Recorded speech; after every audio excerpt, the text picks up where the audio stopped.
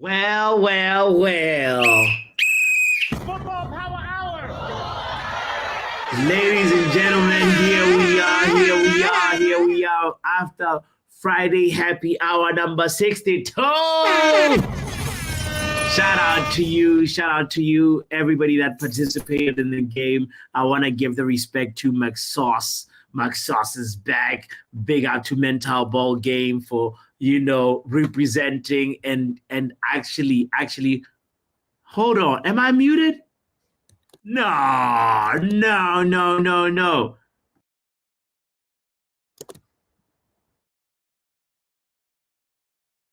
I am muted still? Nah, I'm not muted. Am I muted? Let me know if you can hear me. Good. Yes. Thank you, Vegeta. I just posted the link in the chat right now. There we go. The link is right there. If you are able to join in, kindly join in and let's talk about this game that we just played. My Lord, what a competition. What a competition between Everton -10 and also Max Sauce. And also respect goes to you, Niall.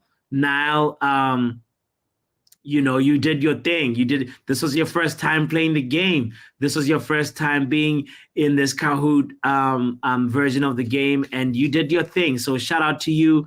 I am gonna go ahead and give you your respect for being number 5. Eddie as well for being number 4. You were in top 4, baby, and you deserve your respect. Let's talk to somebody who was mid-table really quickly. Man like Vegeta. Hey, bro, steady Eddie, bro. I went from 13 to 7. Steady Eddie, bro. Steady Eddie. bro. You did your thing, but also it's your first time too, right? Yeah, bro. It was my first game. I finished. Come on, first game. You and now deserve the respect, bro. Eddie, big up to you, my G. Yeah, man. The quiz, I was getting frustrated, to be honest. Actually, first of all, congrats to everyone that won and got the podium. I was getting close to possibly getting top 3, but yeah, I ran out of time. Thank you for sending the congratulations to the people that deserve it. But it was not your first time playing, though, Eddie. You've played the Kahoot version of this happy hour, right? I like Before. I know one thing, Eddie, guys, if you don't know anything about Eddie, he was one of the first people to play when we started. This is the 62nd Friday. We've been playing this every Friday, but 62 Fridays ago, Eddie was here to play the beginning of this series. So big up to men like Eddie. It's always a pleasure when you're here, bro. And I want to give you your respect for that. But before talking about respect, we have to give the flowers to the winner of the quiz. Max Sauce is back. His name is Montana.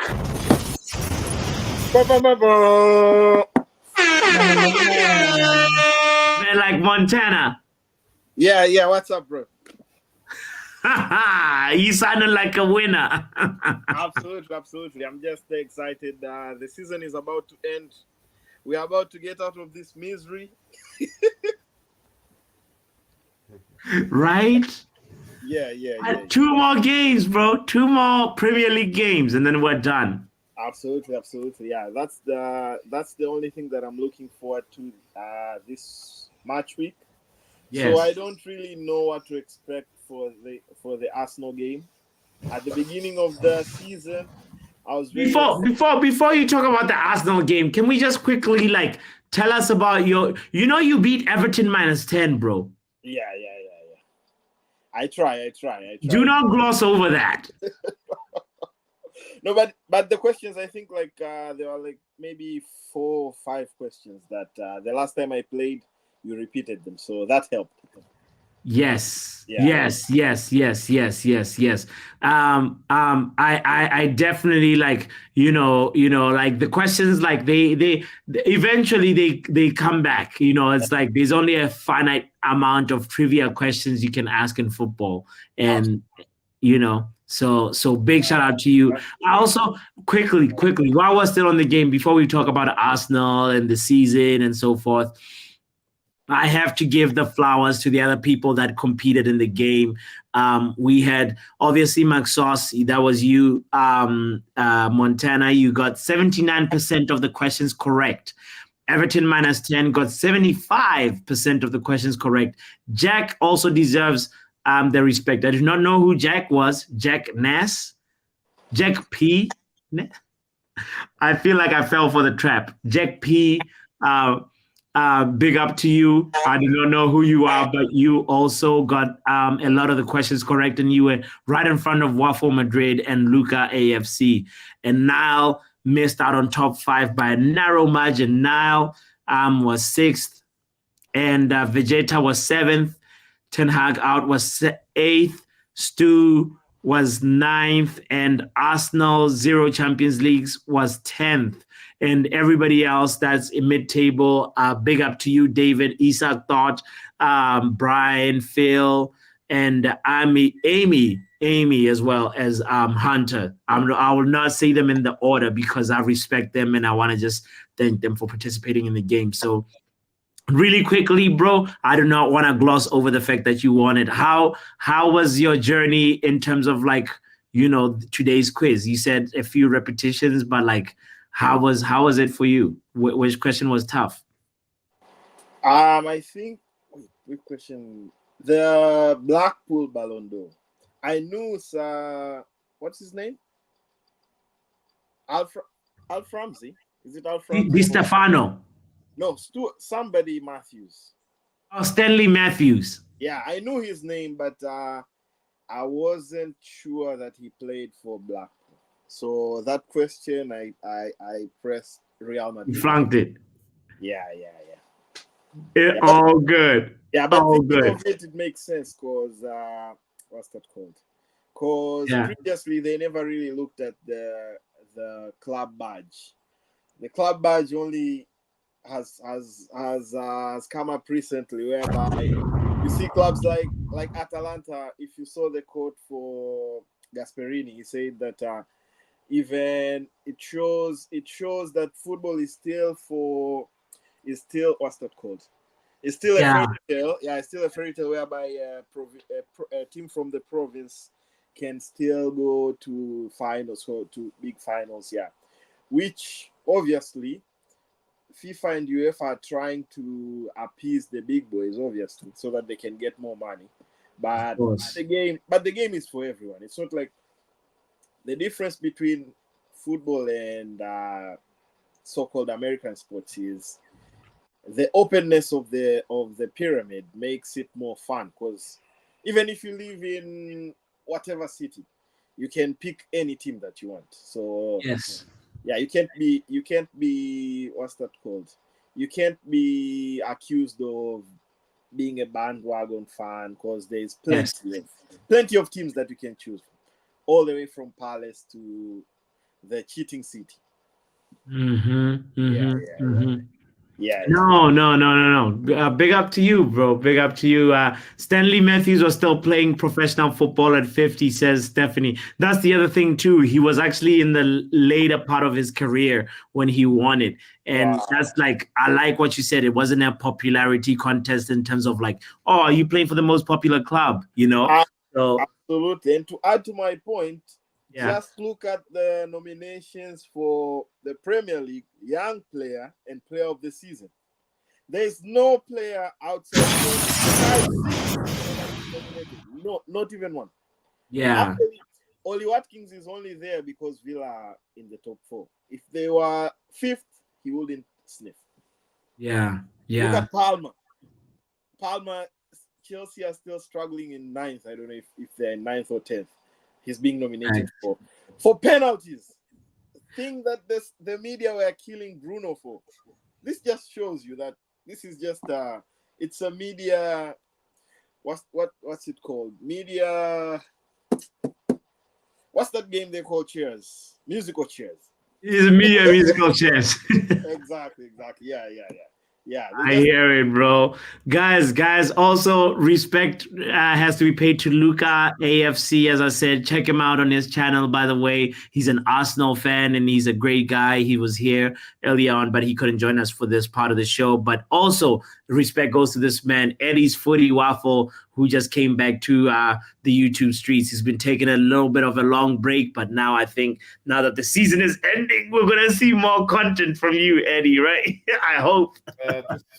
Just the few odd bits, hopefully for the FA Cup final, we'll be having a good reaction for that. We all want a good reaction for FA Cup final, man. That's the little silver lining that we may have in this darkness and this cloud that we're under at the moment, man.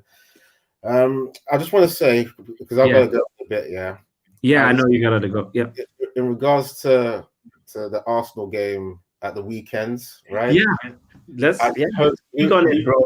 I hope Luca's energy, right, in that quiz somehow goes out into the universe. Right. Goes all the way to the Gunners' changing room and infects them with the bottom that Luca has done tonight. Yeah, he was in the title race. Then he was just going for top 4 and then 5th place. That's what we need some form of that on Sunday.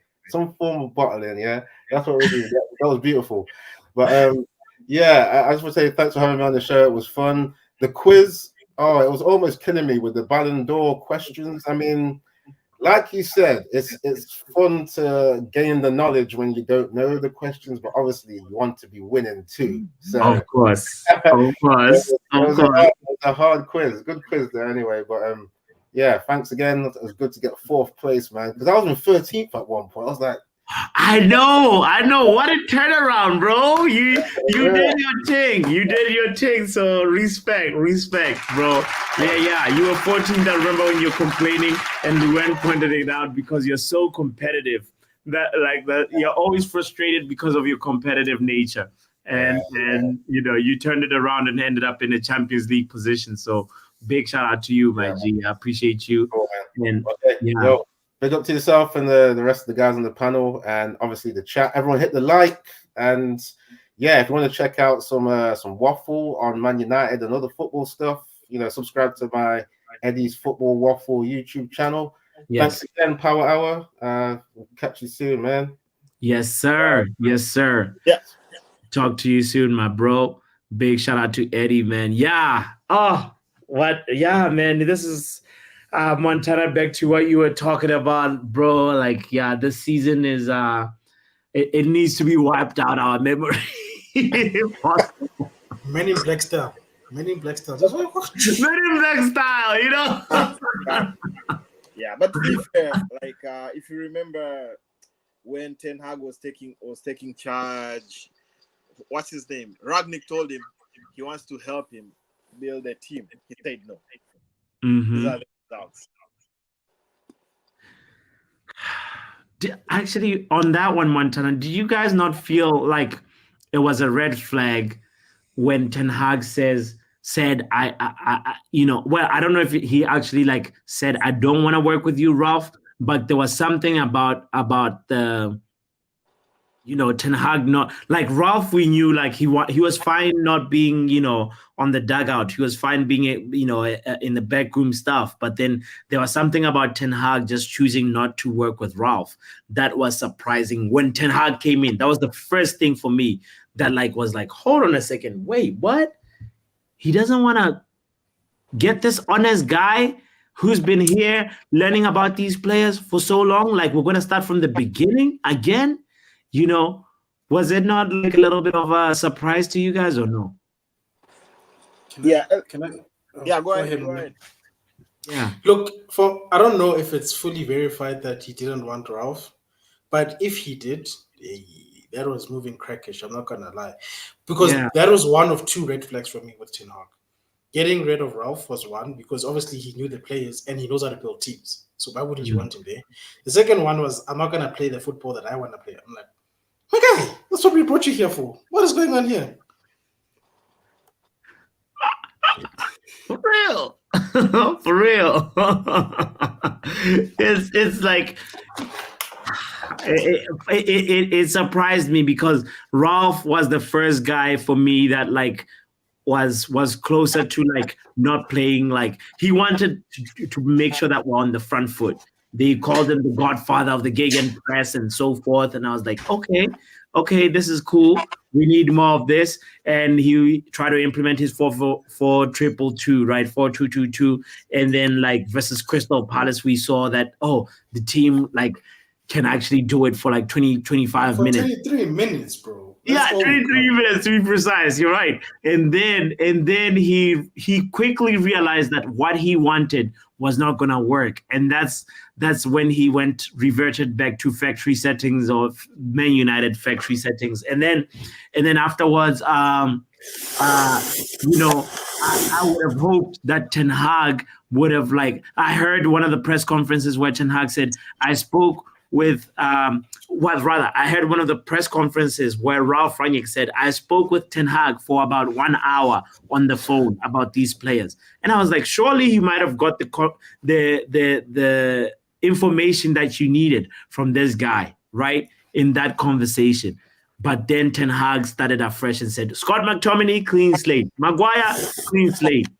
Hey, that part depressed me, and that's the thing that scares me about anytime you get a new manager. It's like the manager gets to be like, I'm gonna start afresh with these players instead of like continuing on with the knowledge that we've had about these players, So yeah. To add to that, actually, I don't know who I should blame because I also follow West Ham United. Montana, can you turn your volume up a tiny little bit, by the way, if you can? Or speak closer to your mic, whatever is easier for you, fam. No problem. Yeah, so I was saying, I don't know what the problem is, especially with letting players go. Is that okay? That's much better, a little better. Yeah. So I'm saying, I don't know what's the problem with the club selling players, because I just read an article that said the Jesse Lingard saga was made worse because we were trying to get a few extra quid from West Ham, while everyone knew that we are never gonna play him. There was no plans for him. You see, so that's the problem with. There's a problem with the players, with the recruiter, with the manager. You see, so that. How we are going to solve that problem, I don't know how. Because Ten Hag also is facing the same problem. He came, as you said, the players that were underperforming got a clean slate. After a while, he also wanted to get rid of them, but he faced the same problem. The club don't want to make a loss. He doesn't want any alternatives, and he doesn't want to work with people that might get a bargain. So I don't know how you solve it. It's a craziness. What do you think, Vegeta, about what Montana is saying? I agree. Sorry.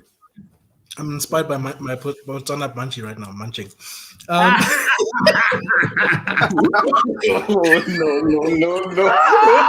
You're making me hungry, but I hear that. I was like, is he chewing something?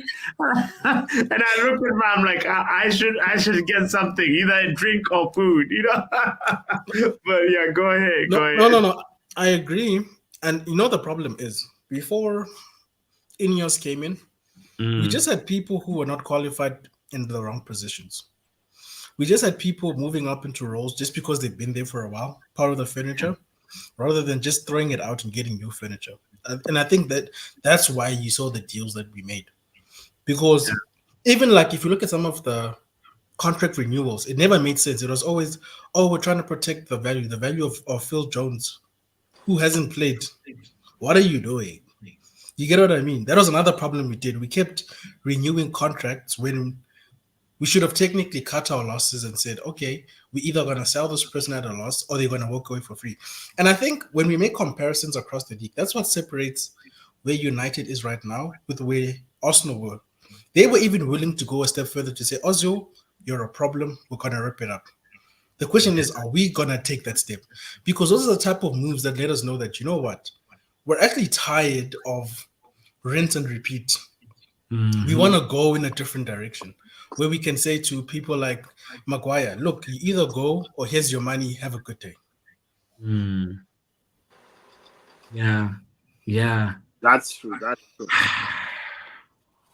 Man, it's craziness. It's craziness when you think about our club. And another thing that's been bugging my mind, guys, I want to just share with you guys is just how like our club looks like a graveyard for a lot of players.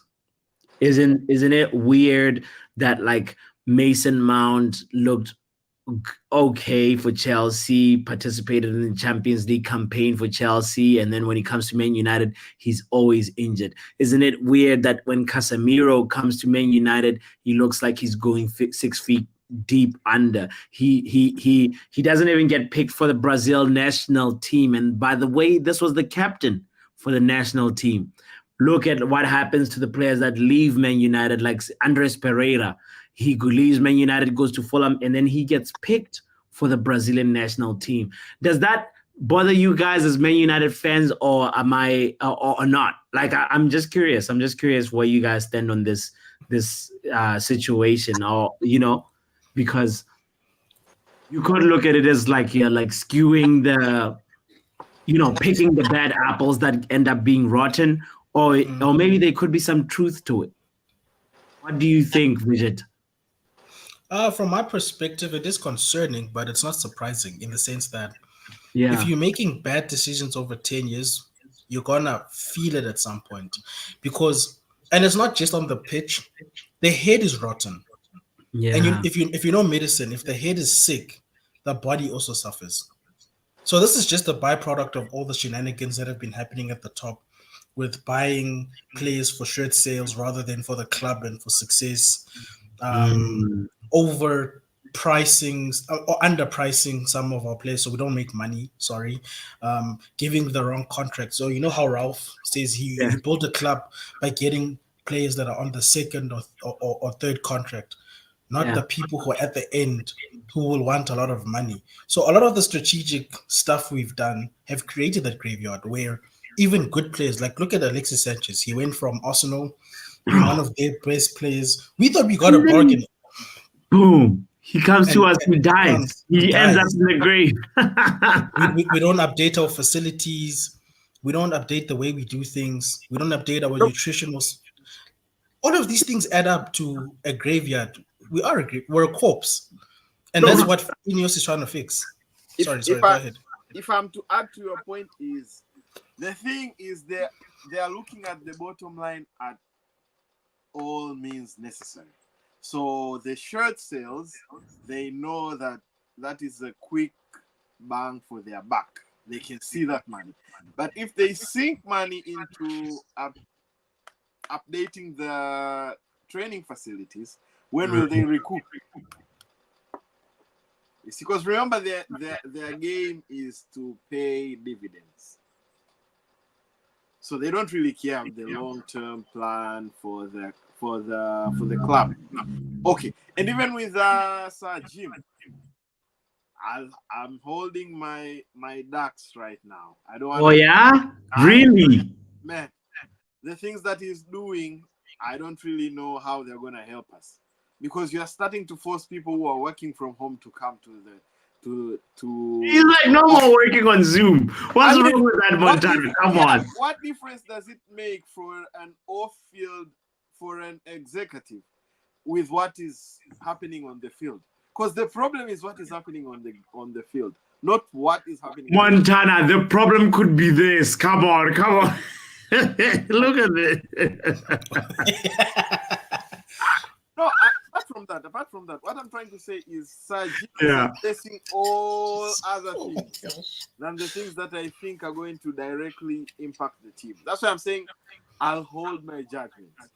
I don't know. I think he's heading in the right direction, because we've been Richard Arnold and all of these guys making on-field decisions, mind you, that didn't make any sense. So if you look at the appointments, right? Omar Barada, he was a CEO at City. If you watch the documentary, you know that this guy had direct input with the people who are actually selling. They would ask him, Omar, what do you think? We've scouted these people. Do they fit the profile of what we're trying to do? So this person clearly has the foreknowledge and experience working for Barcelona and City to develop a footballing strategy that appeases both the footballing side as well as the business side of things. Because whether we like it or not, football is a business. People have to make money. That's why they're shareholders and board members. People have to make money. But he also knows how to, because he understands that success on the pitch translates to dollar signs. Whereas the people, the donkeys who've been running our club have just been chasing the dollars and neglecting the actual success on the pitch. You get what I mean? So that's where the people at the top become important because, these are the people who are developing the strategy, which then influences who we buy, not just from a player's perspective, but also from the managerial perspective and his coaching staff. You get what I mean? So these things might seem unrelated, but they're very, I mean, look at the medical staff. It's being highly criticized right now because it has a direct impact on whether our players recover on time, they recover well, and are able to join the first team as well. You get what I mean? These are elements that I feel like Sir Jim's actually doing the right thing. He's not doing the whole get rid of the manager and hope it works. He's going, let's address the head of this thing, because if we've got a healthy body but a dead head, we're still going to be doing the same nonsense. So let's get the right leadership, because then it trickles down. If Ten Hag doesn't want to get on board with the right strategy and continues his nonsense, then you go. We align with what the club is trying to do, not with what the manager is trying to do. Yeah. Hey man, it's tough for me. Like I was having this conversation with Luana the other day, saying like, we remember what happened to the last Dutch guy who won us an FA Cup, and I'm like, yeah, bro, like history might repeat itself, like I don't know, like I want to just get a temperature from. I've never talked about this with you, Montana. I'm curious what you think. Will he be sacked? Like, will Ineos keep him? This is like Man United. This is the conversation, the response that Ten Hag had after he was asked that Man United sacked Van Gaal after winning the FA Cup. Are you worried? Ten Hag says, no, I think they have common sense. You know what? Exactly. Well, go ahead, Montana. I'm listening to your answers. I'm getting my refill. Go ahead. The thing that I was actually thinking might be crazy. But I'm saying like Jurgen Klopp really messed up going to Liverpool, because Klopp was meant to manage a team like us. I just don't know because what he brought to Liverpool were never known for that, and all the complaints that he had about Liverpool, we never had those complaints. The only problem that we had was, as you were saying here, as Avijita was saying, clueless executives, clueless owners, which a person like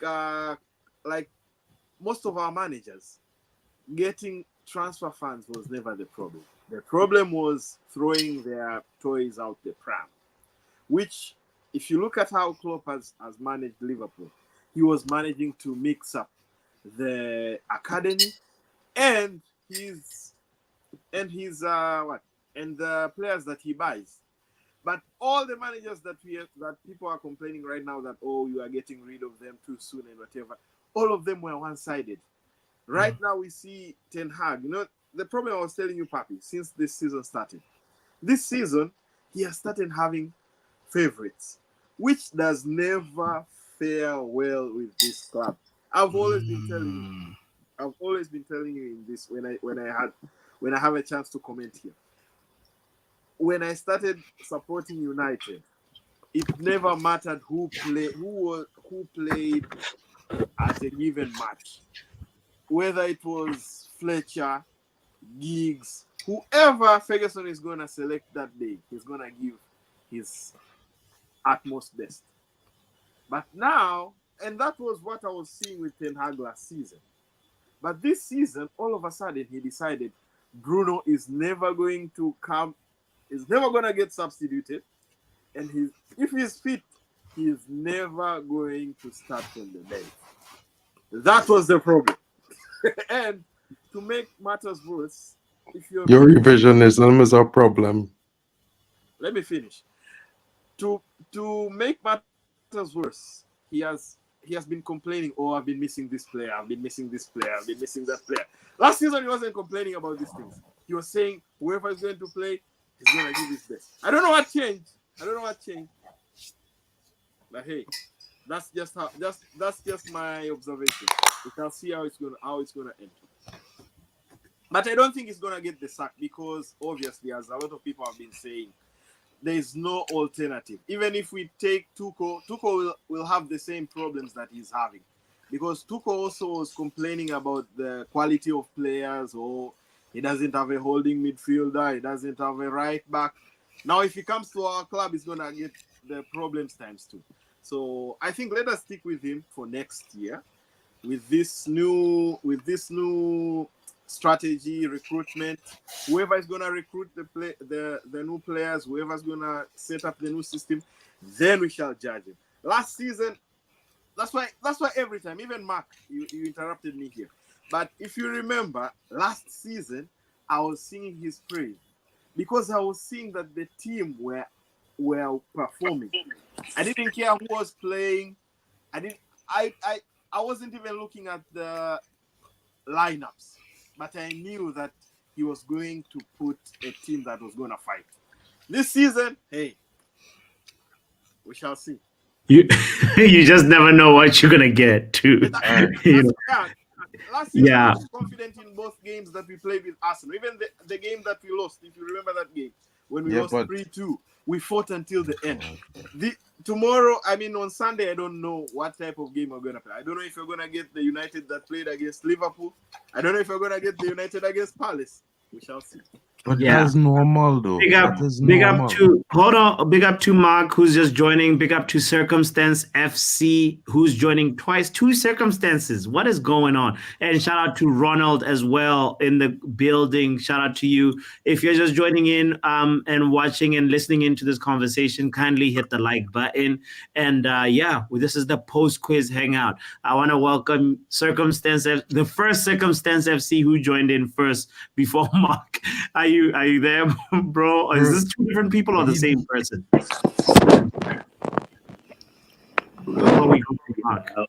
I'll come back, bro. I'll come back. Let me sort this out. Come back. All right. Big up, man.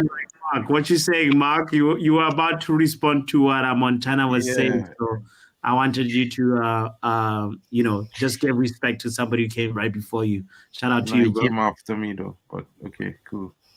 No problem. Happy Friday. Big up. He still came after.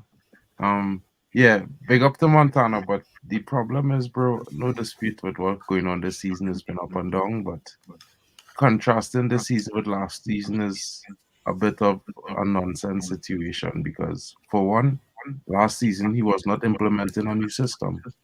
He was just playing to the strengths of the players to get results, right? And assessing the team. However, this season, for whatever reason, is the season that he implemented a new system. So it's only logical. It will take time for players to learn the new system, the basics of the system, what it's supposed to do, default mode. Some players will adapt, some players won't. It's only common sense, bro. It's like studying a subject in school. You don't get it instantly.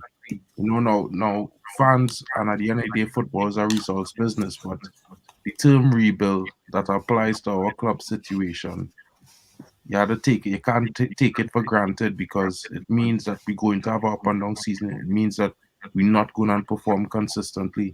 And then when you add the context of the season with the takeover and all the injuries and all the noise around the club, it's going to be worse than it should have been. So, we could sit here and blame the manager, but I will ask everybody on the panel this one question. When we was in 21-22 season finish and Ten Hag came in and we all was debating where we going to finish under Ten Hag in his first season, most of us was like 6th, 7th, 8th, 9th. Why was that? It wasn't because of Ten Hag. It was because of the majority of players in the squad. And while some players left, some players still have to leave. Because when you need players to come up, the basic effort and standard of any football team, we can't be seeing that in teams like Crystal Palace and Burnley and all these things. And then they'll look at United and say, well, they getting paid twice the money. They getting paid. These fellas supposed to be more talented. Bro, basic effort don't work with talent. And anybody who have talent, talent is only get you so far. Pogba could do that too at the same time, but you never know. At the same time, we talking about the facts at hand, which is hard work and effort will trump talent every single time. And we've seen it this season, but fans need rocket science to prove what a regular sport is. It's had good times, it's had bad times. And sometimes the explanation is not science, it's just simple bad season and Absolutely. injuries. Yeah, no, I love what you said about hard work triumphing talent, because we've seen, like, the whole reason why we're in this tangent is because, like, I had posed the question. I don't know if you were there for that part where, talking about the talent that has passed through Man United, or some of the talent that has come to Man United and also just like been wasted, and it was almost like it begs the phrase that welcome to Manchester United, where careers go to die. You can count the number of like players that have like sort of just like somehow just dwindled down, or the players that have left Man United and then went on to have a successful career. I want to welcome Ronald to the chat as well. Big up, Ronald. Yo, big up chat, big up bots, big up everyone. What's going on? It's Friday vibes, my brother. I hope you have your drink. We had the quiz earlier on. We're just chilling, So yeah, where are your thoughts, bro? You've heard some of the stuff we've been talking about. Where are your thoughts on that? In regards to what? In regards to just like, so the last little tangent or vignette that we're like on was about just like the play. Is Manchester United a graveyard for talent? Yes or no, Ronald? What do you think about that statement? I guess. No. It was never a graveyard for talent. It just became that because of bad management. It was never a graveyard for talent because I think 1992 we've had more talented players come out from our academy than people have even signed in their clubs. We have more academy talent coming out than Manchester City has even legends. So it was never like that. I think in the last 10 years, when after like Sir Alex left and Glazers, bankers, so it's just like you give the blind a paintbrush and you're asking to make him a fantastic painting. Are you mad?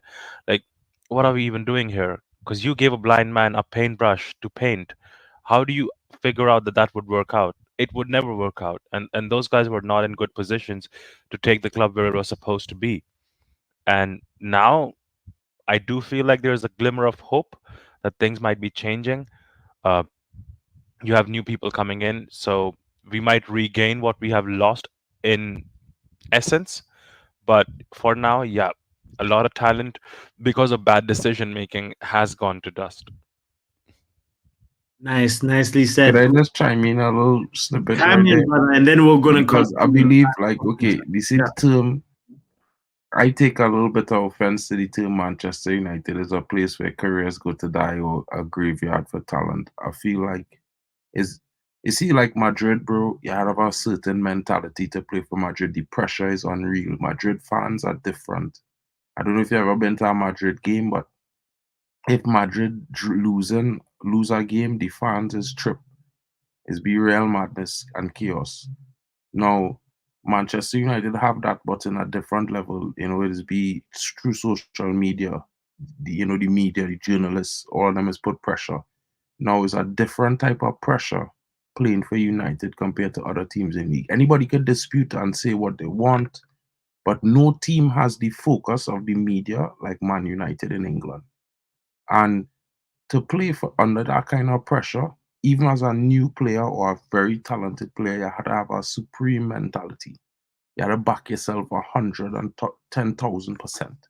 And sometimes these players don't have that. Sometimes they're a little bit frail, and you have to cater to them. And understandably so, there's human, but at the same time, the pressure is insurmountable in some occasions for some players, and that is probably what has killed them more than the club or anything else. You know what I mean? The pressure of having to perform week in, week out could destroy people. Like, they need to be relaxed at the same time.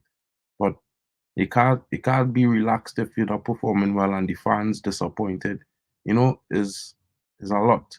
So I feel like that is a big factor in why a lot of the talent at Manchester United never perform, or some of them didn't perform well because some of them really couldn't rise up to the occasion. And that is okay. You know what I mean? People have to understand that not everybody could face the firing line every single day of the week. To be a goalkeeper is a serious thing. You know what I mean? To face shots, you have to be a madman, you know. So I just saying. I want to direct this question to the Professor Omo, but in this way, Omo. Mark puts it down to player mentality. Omo, in your opinion, state your opinion, brother. Why is it that I'm struggling. I'm scratching my head. Is it Cristiano Ronaldo the last guy to like pass through Man United and soar?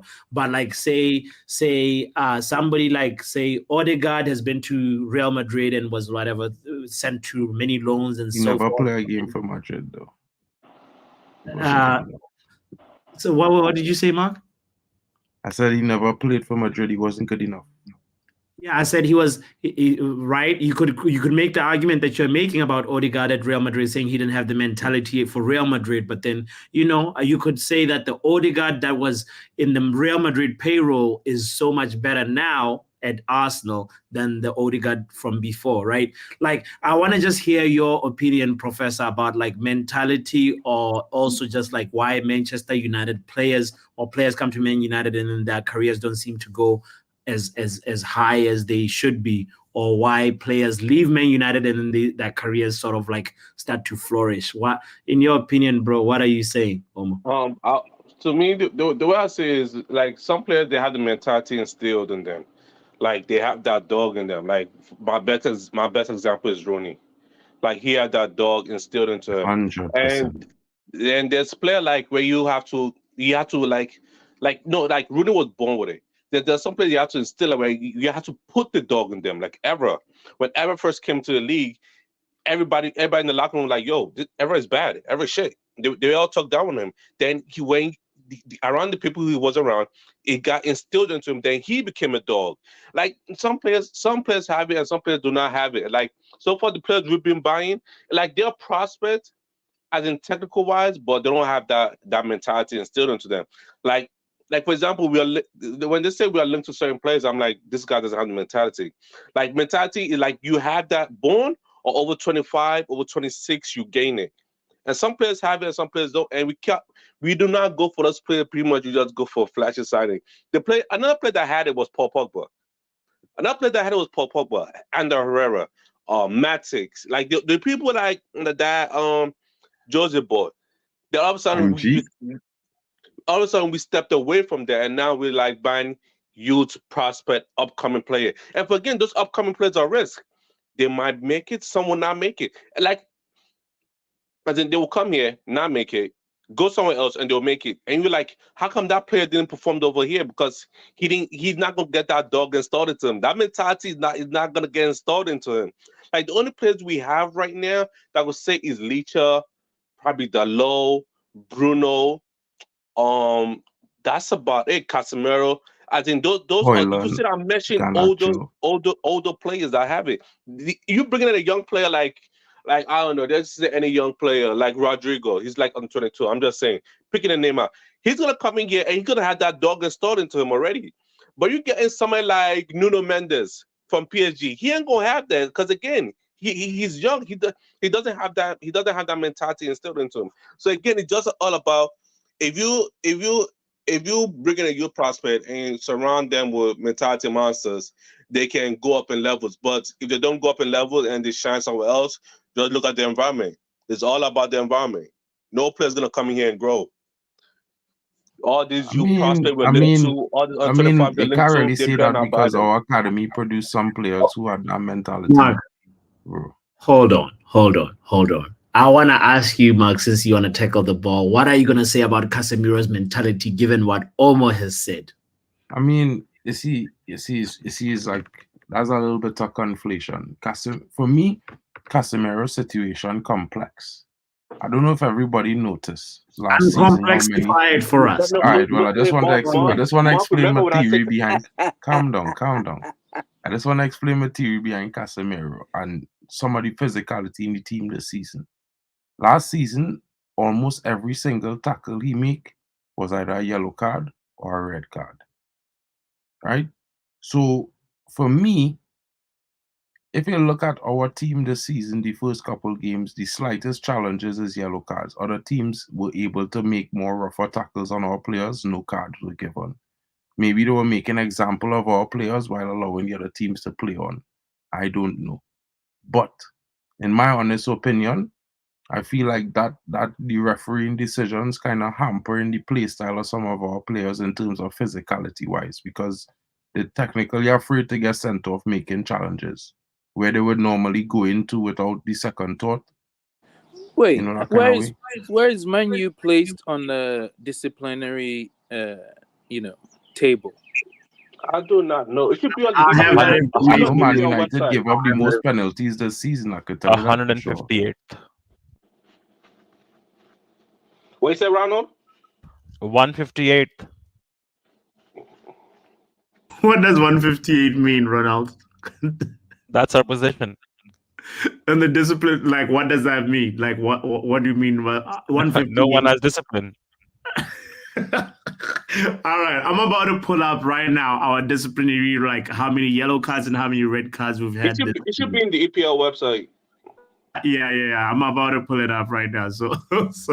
But Ronald, that's a funny joke that you. Mark, you were talking because I'm trying to understand the decline. No, you see, I just say no. You have to look at it prospectively in the sense that our players, some of them not performing well this season, but in some cases, I feel like it had reasons for that. Like Casemiro might have lost his legs. That might be true. I'm not disputing that one. But at the same time, we know he's a good tackler. We've seen it in the La Liga.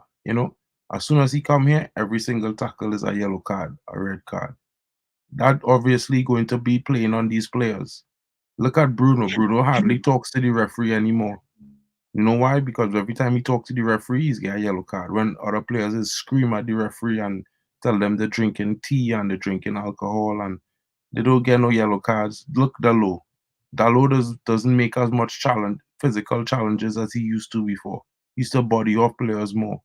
Ever since he get those 2 yellow cards in 30 seconds, he's not as physical.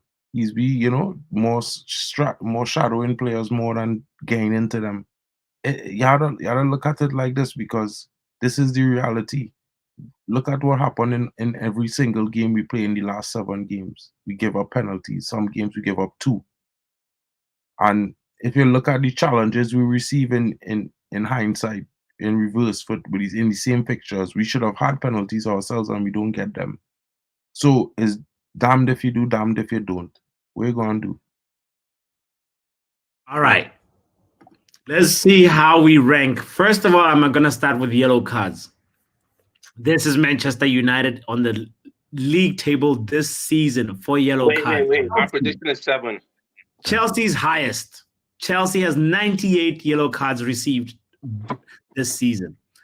Wolves second, what 10th in the number of yellow cards brandished against Man United. And then let's look at the red cards. I don't think we've had a lot of red cards this season, but I think 1. Is this the kind of discipline you were talking about? It's a metric by which you can judge discipline by. Look at that. We're 18th. 1 red card. And that's the Dalot double yellow. For dissent. And that's it, Yes. right?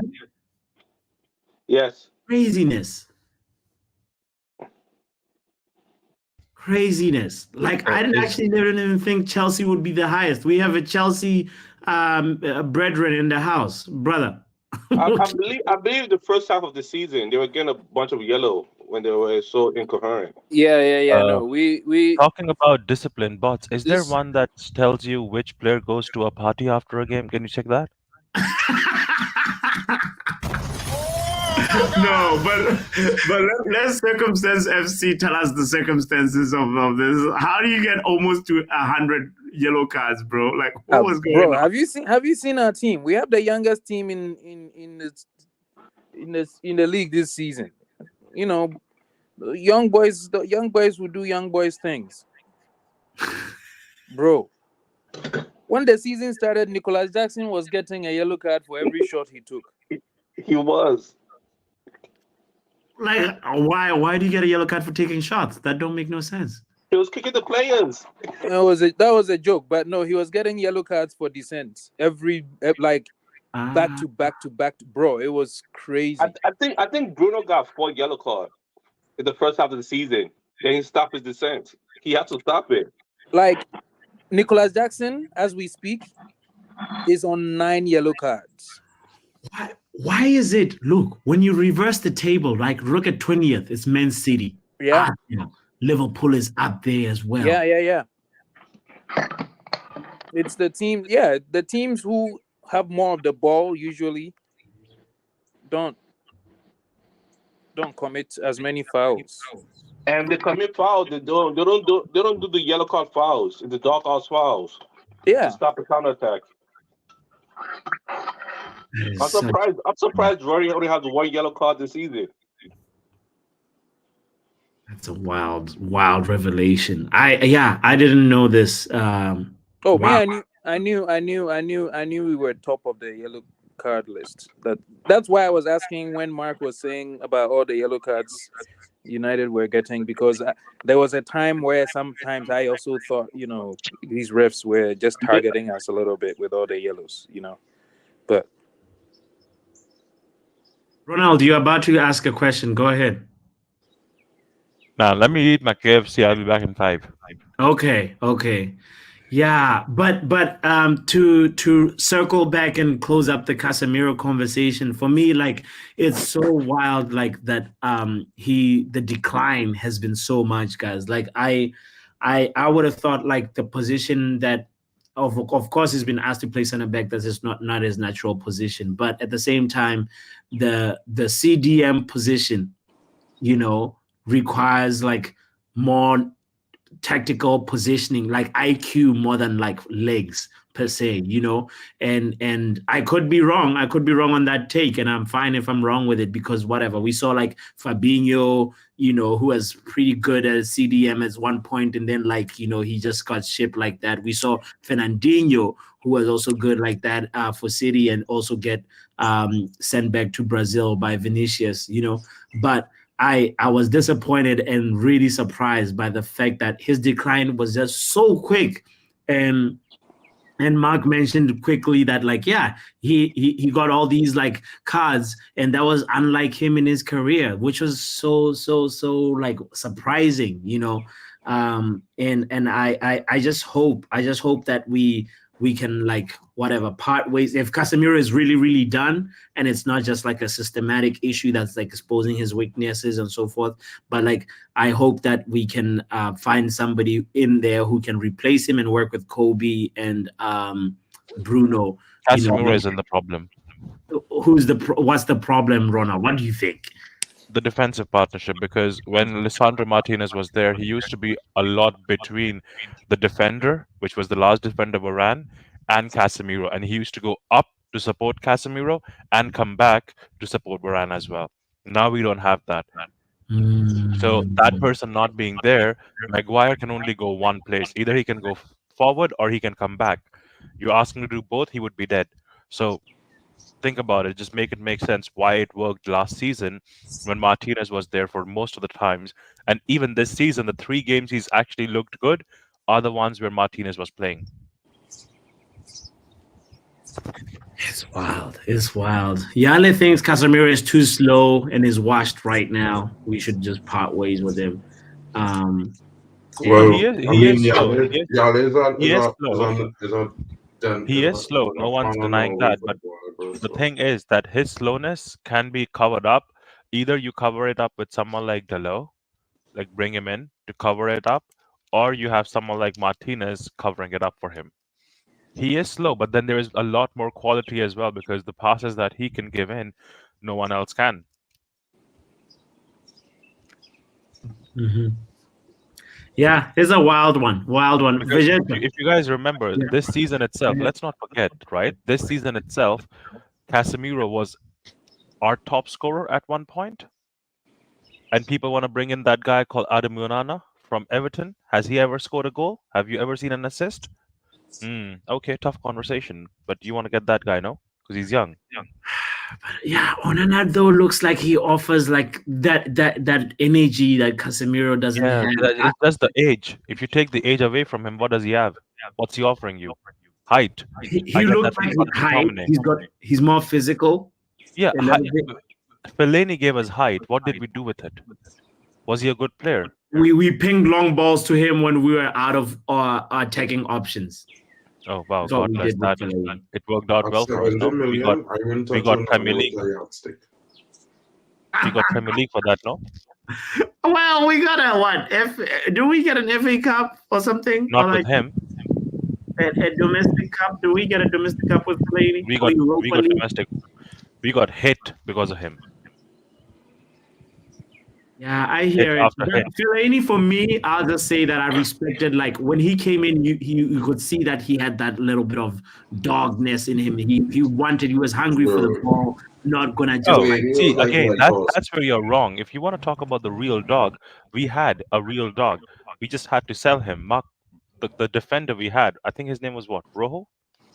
Yeah, that guy had a dog in him. 2-footed tackles, always, all day. He was a red card waiting to happen. Herrera was more of the dog. Herrera was a dog. But yeah, I hear what you're saying, Ronald. But Anyway, Fellaini, bro, Papi, Fellaini was a mistake.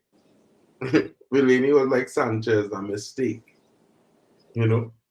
Fellaini was a game changer, though. Bro, stick to Chelsea news now, bro. Fellaini was a mistake. Bro, I mean, I hear you. I mean, he wasn't a Rolls Royce of a midfielder, but he offered us something. He offered like something. When we were out of attacking ideas. I definitely literally arguing to start Scott McTominay. Not everybody is going to be Xavi or Iniesta in midfield, but like Fellaini had his thing, like, you know. Bro, it's like Modric. But the difference with Modric is he still had potential to refine his rawness. Fellaini didn't. That was his refinement. Yeah, I hear it. I know that like even Mourinho like loved him, and he knows that he's one of those players that could run through a brick wall for him. So that's, for me, I respect players that like have that kind of bond with a manager, that like, you know what you're getting. It may not be the best, but like, you know, he will give you, like, he'll chest the ball and lay it off for somebody. Or if you really provide an aerial ball that's really good, he'll hit it in. And we've definitely had moments where the late substitution of Fellaini has bailed us out, you know. So, you know, it is what it is. I'm glad Fellaini is not at Man United right now, because who knows where we would be if he was still with us. Yale, by the way, said United is shared fourth with 3 other teams on the conceded penalties list, 7 penalties. West Ham has conceded the most pens, 10, with Everton and Wolves at second. Jeez, I didn't know that stat, Yale. What?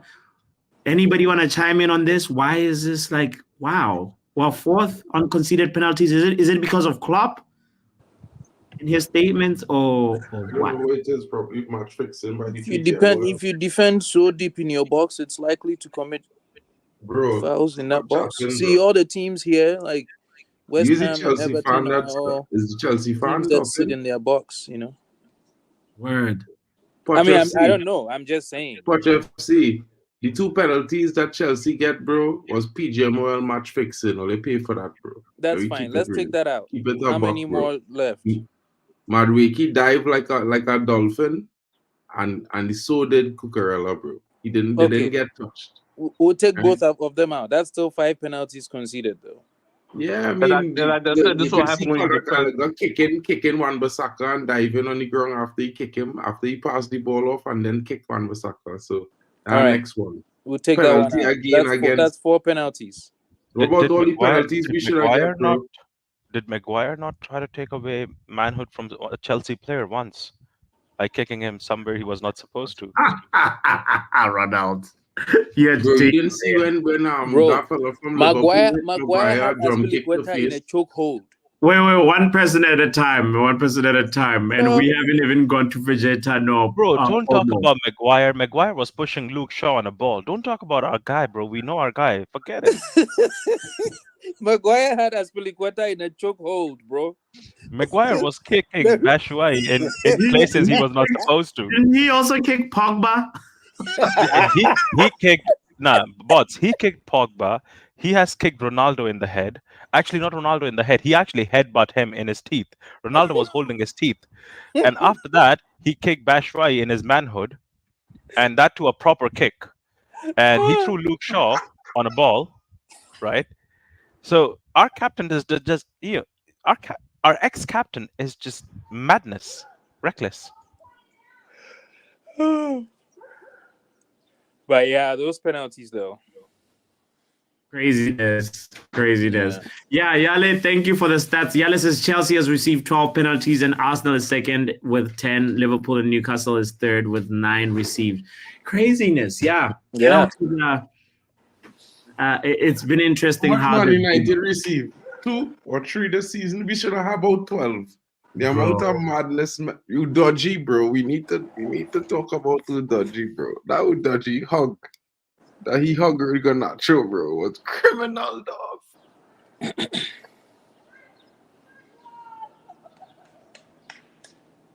Craziness about that Udoji moment, bro. Mark, I want to also just quickly, I'm glad that we're on it, just like it's happy hour. This is not a structured conversation, guys. It's just whatever. But like the main thing that I also want to make sure that we touch on is like knowing that what we know now, 2 more games to play for most teams, right? Let me actually bring up the league table really quickly. I feel like it's 3 for most, right? But by the way, quickly, did you get my predictions? Yes, as long as you put it in the community post, I got them. Wait, but did I get my 3 points? Okay. Say that one more time. You found the template on there, right? I found the what? The template for the post for the game week. What template? Hold on. Let me. I can pull up the community post right now and just check like what the who has put in that things, that predictions so far. All right, let's start, since we just sidetracked to it. Let's just look at it really quickly. Yeah. Do I have my 3 points? For what? For last week. This guy thinking we're just giving 3 points just like that. Well, let me see. What for last week? He said. Yes, Manchester United versus Crystal Palace. Oh, yeah. You had your scathing prediction and it actually came true this time. The table, Olmo. Forget it. Don't worry, it don't matter. You are such a shameless Manchester United fan, but like you called it, and this time it actually happened. Here we go. Let's see. He probably will give it Pogba and the hyena. He's got that.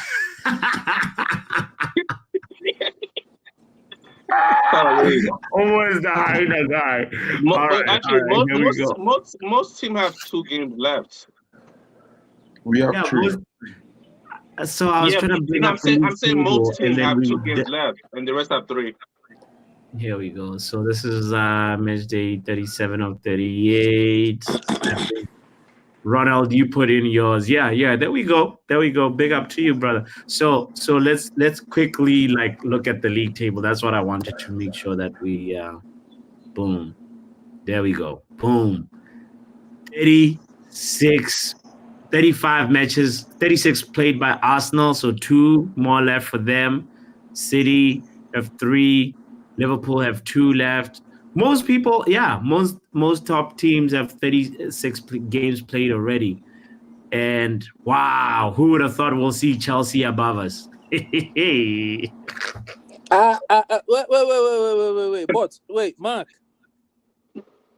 Yo, Mark, you have to. I hope you've been saving up. Poch Mark. FC is here. You remember you Mark. said on stream Mark. you were going to buy. Let's not wait. There's 3 more games left, buddy. Don't let me have I'm this just saying. conversation I because if we just have want. this conversation now, Let me telling you tell now. Ronald and everybody, Vegeta Mark, and also Omo, because they I do just not want know. to remind you. I know it's not the end of the season. I just a reminder. It's not That's all. happening though, but cool. Remind me. It's not Mark happening though. said he was gonna buy Poch FC a Chelsea shirt, a Chelsea jersey. Imagine pre-order it right now. If Chelsea finish above Man United, and I think we were 12 points clear at that time. I'm gonna tell you something, right? And I just want to make this clear to everybody here, right? You see the next 3 games, Poch. You're gonna draw. You're gonna draw, lose, and draw, right? If you don't lose twice, right? Are you sure? Most again is 2 points. I go and win one. At least one game I win it. Wait, are you Mark, sure? Mark, are you talking about Chelsea? Chelsea going to lose the Bournemouth, bro. Oh, wait, that's what you want to happen, though, right? That's what's going to happen. You're going to lose to Brighton. You're going to lose to Bournemouth. And come look sharp this weekend. You're going to hold our draw. Mark, we have to play Brighton, Newcastle, Arsenal. Bro, we beating Brighton. Brighton is the only team this season that is more shit than United, bro. I don't know why man even hyping Brighton. Holding for every game except one game, and all of a sudden men free to play Brighton. Papi, my prediction for the Manchester United versus Arsenal is Arsenal 8-2. Arsenal 8, United 2. What? Hold on. My prediction, Papi, for the Arsenal game: Man United. United Did you put your 3, prediction? Arsenal 1. Wait. Where do I put my prediction so I could type it in? Bro, this is exactly why I'm showing this on the stream. You go to the channel, right? You look, there's home videos, showing old people this new internet community thing. What is this? All I know is community. comments. Right here. This is all you do. You click on community. Oh, I see community on the side. Oh, you're not that old. Come on. You'll see the latest post. There's a prediction post. You go to I see it now. I see it. Yeah. Wow, this is hard. You're not even that old. I know. Listen, I don't like new things that mess up. You if you can do StreamYard and the other one, come on, this is easy. And OBS. Bro, Let's predict. What is our? I'm old. United is gonna win 3-2. Okay. I like it. So where's the first game for that? This Fulham. Okay, I'll post mine now. Brody. Please. Guys, let's welcome Onana in the building as game is not well. Fulham, bro. I don't know why Ronald keep putting the game in the wrong order, bro. He's always do that, bro. No, it's Fulham. What are you talking about, Mark? No, you gotta do it according to the pictures, bro, because that's how we just line up the columns. Bro, I just look on the FPL app. However they say it, I just put it like that. I don't know. Yeah, I don't know what. But you're looking at the same post, though. If you're looking at the same post with the pictures of the teams, wait 1 second. If you look up the from Premier League one app right to now, order and write it in the order because the picture. Hold on. Mark, you just go to the fixtures and you see the first one that they list is Fulham, Man City. Come on. Okay, but then Papi, you put the order wrong. My then. second. No, bots. But understand what I mean. Please. Ronald, calm down. Listen to what I'm saying. No, I'm not saying anything to you. Because they keep arguing for no reason. I'm just trying to say, if you look at the picture for the community you're post, claiming I'm doing something wrong. Oh my God, bro. Just listen for a second now. Right? Just listen for a second, bro. Thanks. Right? I'm saying to you, there's a community post picture where normally I would put it in the same exact order that you see here. But Papi put the Everton game first. What I'm saying is there's pictures of the fixtures. So if you go to the community post, you can just literally watch the pictures of the fixtures on the community post and put them down in the order, so it'll make it easy for us to just run through the list easy. Because most of the time I have to be shuffling through the scores, back and forth, looking for the score, filling the columns now. So if you could do it in the order of the community post, it will be easier when we enter into the Word. Well, but then the thing is that bots has actually not put in all the matches, because we have few matches being replayed from previous weeks. So he hasn't even mentioned That's all the midweek, games. bro. Those midweek matches will go in midweek. What are you arguing Yeah, about? I get it, but I'm not going to be here midweek to make those predictions, am I? There we go. That's not the point, bro. You're not making sense. Guys, there's no point arguing over that. All you can also do is run out and anybody else as well. You just look at what other people have put in. You just use theirs as well. Like if you realize like, oh, Arsenal. Nah, man. She went ahead and just put like Or Arsenal. just use the names of the teams, you know. Yeah, you That's just also listen. I go to I just go to Premier League website and whatever they've listed as the order, I just put that in. I've not even changed.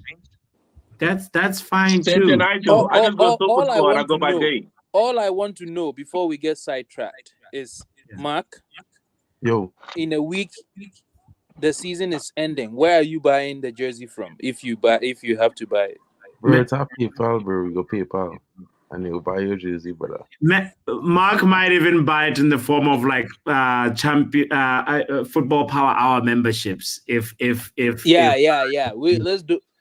said, bro, just remember, bro. If Man United finish at top, you gotta buy me a kitten, so I'm not playing. So don't worry. Coach will buy it in the form of football power hour memberships as well. Wait, Mark.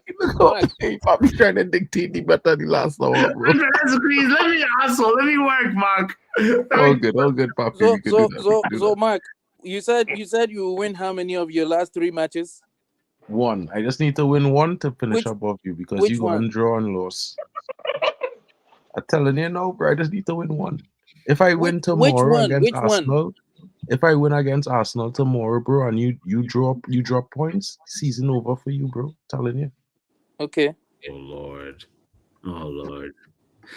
Well, let's see where we are. So I had actually just put in, what is this? Oh, this is the last match day, right? Oh man, I'm behind. I'm behind again. Okay, here we go. Might as well. So anyway, we might as well just keep chatting. I'm about to finish up the last match day, the previous match day before we talk about the next match day. All right. So anyway, so yeah, Chelsea, who are you playing next again?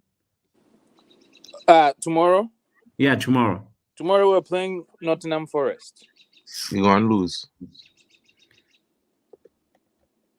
Anthony Alanga masterclass. Callum Hudson-Odoi remontada. I won't need it. It's bye-bye. I won't need it. You're done. That is going to be a big one. It's fine. We'll beat them.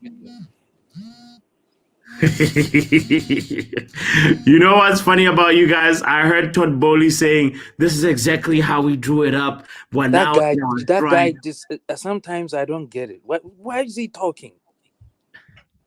Bots, have you heard? Like obviously, I'm sure you guys have talked about this previously about the Mbappe video that he's leaving. No. You haven't talked. He released he posted a video, right? Yeah, he released a video saying that he's leaving, but 3 hours later, and obviously everyone, all of us would speculate the same that he's going to Real Madrid. However, Speed on his Speed said he's going to otherwise. Yeah, he's not going to. I don't know what's going on about that. I personally feel there's only one club that can afford him apart from Real Madrid. But Ronald, we're not going to get our transfer news from Speed, are we? Are we going to take that seriously? I mean, Guy has connections. Come on, he has more connections than all of us combined. But he has more bucks than connections. Come on. Yeah, obviously. I'm just saying, like, some people talk, and sometimes the talk is not just cheap, Because apart from Real Madrid, there's only one person, there's only one club that I can think of who can afford him. Who's that? They just have to sell 3 hotels, and they'll be able to afford him. Chelsea. You think Mbappe could come to the Premier League? Guys, what you guys hear him? What Ronaldo is saying? The way Mbappe is particular about his image, I don't think Speed would have any information about where he's going next. Yeah. Speed might just be creating a hype. No wonder. He might. The hype is necessary. We are here for the hype. But at the same time, bro, I was also hearing that PSG is in for Ronaldo. Cristiano Ronaldo. But there's only one Ronaldo. Are you gonna bring that Brazilian one back? He scored the most Make him goals lose for any all that striker weight. this season. You mad? I think he's bringing it up out of disbelief. Like bro, the only club in the Premier League could land Mbappe, bro. If it's not Man United, is probably Liverpool, and that's only because of Nike being the sponsor. Bro. Nobody else. Arsenal is a small club. Bro. Chelsea is a small club. Mbappe is not coming to United. Bro, Mbappe is not going to Liverpool. Speaking. You're not on the same Mbappe level as is not United. coming to Chelsea. Talking, bro. You don't have that. You don't have that pedigree, What bro. about You don't have what pull. about what Next about to Crystal United, Palace? there's a small club, bro. Reality is reality. 500,000 fans. 500 million what fans about worldwide. What is Sheffield Mark United? even talking about Can right now? Mbappe not come to United? We don't have Champions League football. No, I'm not it's saying. simple. We didn't even say. Oh, What no, if he goes to I don't Sheffield? want Mbappe. But no, I don't want Mbappe, bro. Right? But no, it. I just say realistically speaking, there's only two clubs in the Premier League with the possibility to sign him. Can he go to Liverpool and Everton? United. What if Mbappe goes to Newcastle? What would you do?